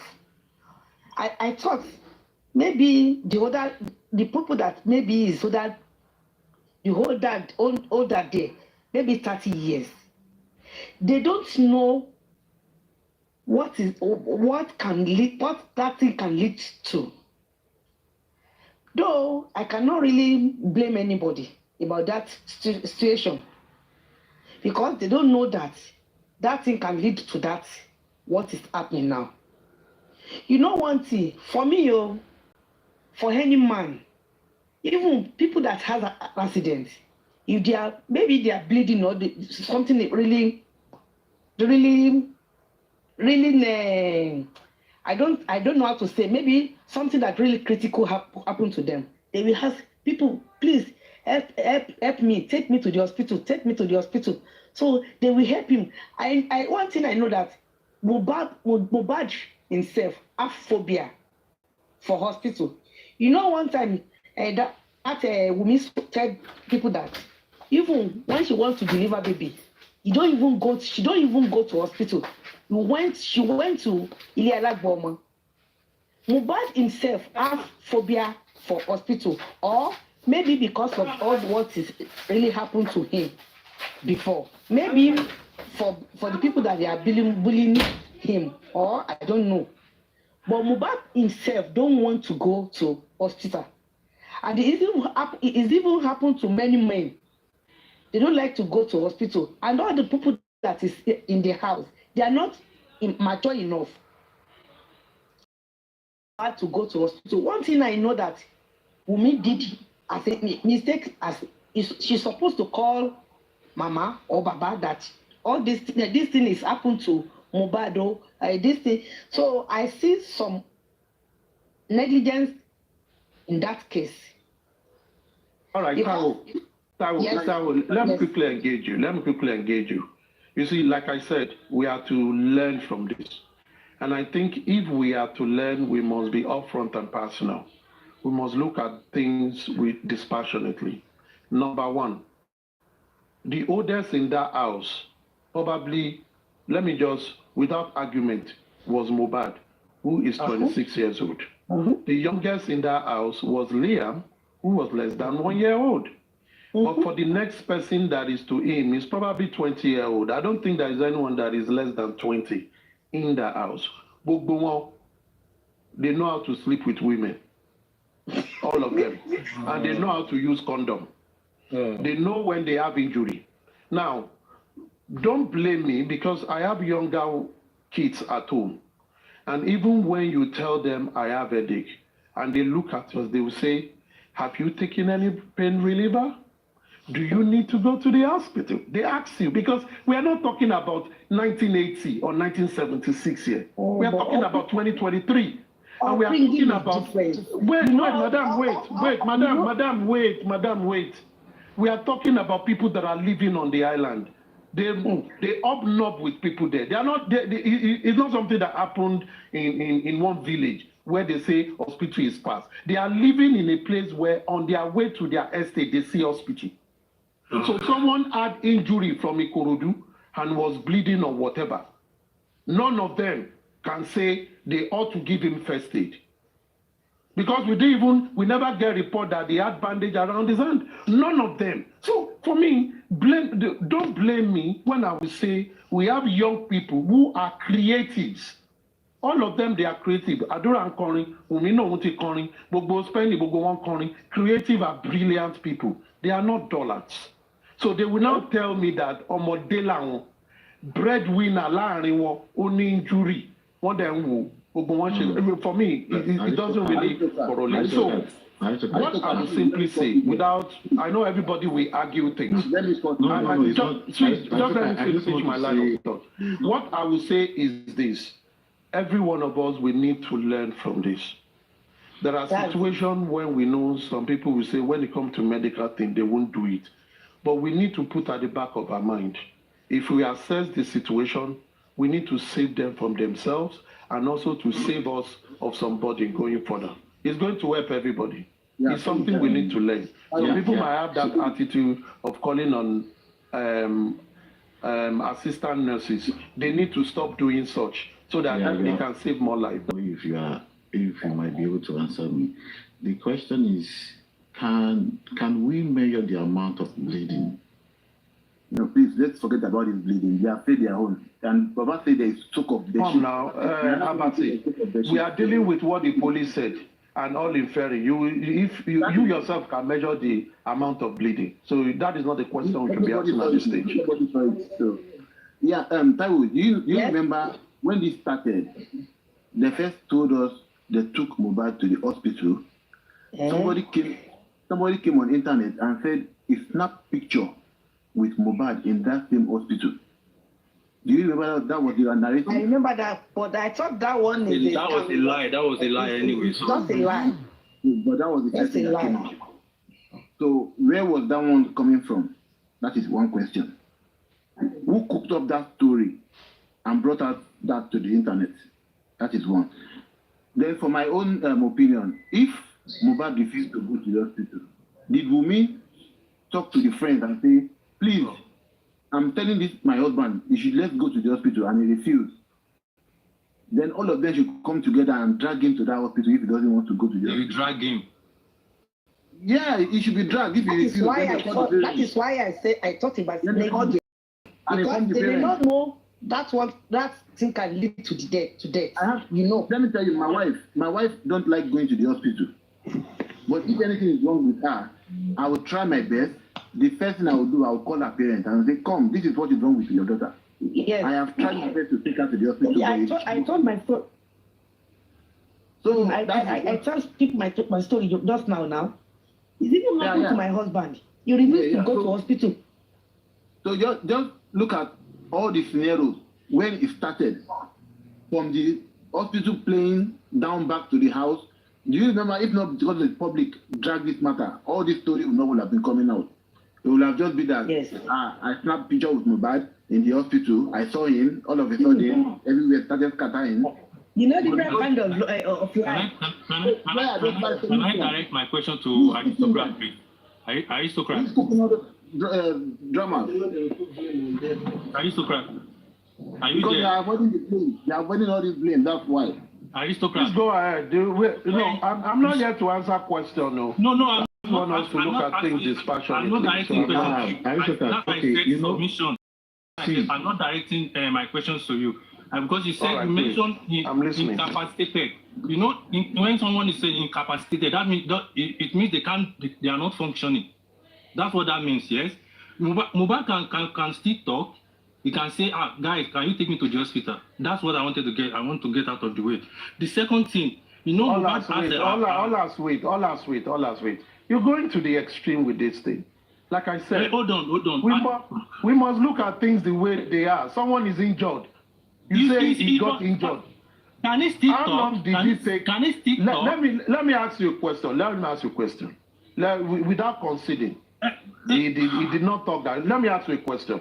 What time did the auxiliary nurse come to Mohbad's house? From when they left? I don't know what time. I don't know what time. You don't know what time. Which means you don't know much about the case. It's all right. No. We are just talking about what happened. I'm not talking about time now. You said he's incapacitated at Mohbad. I'm just asking. I'm giving you a timeline. They said he ate. Wait, Ola. Okay, let's forget that. Do you know? Explain. Listen. Do you know that I did explain my usage of saying that, and I did not use the word incapacitated. He had injury. Yes. Someone that had injury that is bleeding. But can he still? I don't think I have mentioned Aristocrat. Sorry.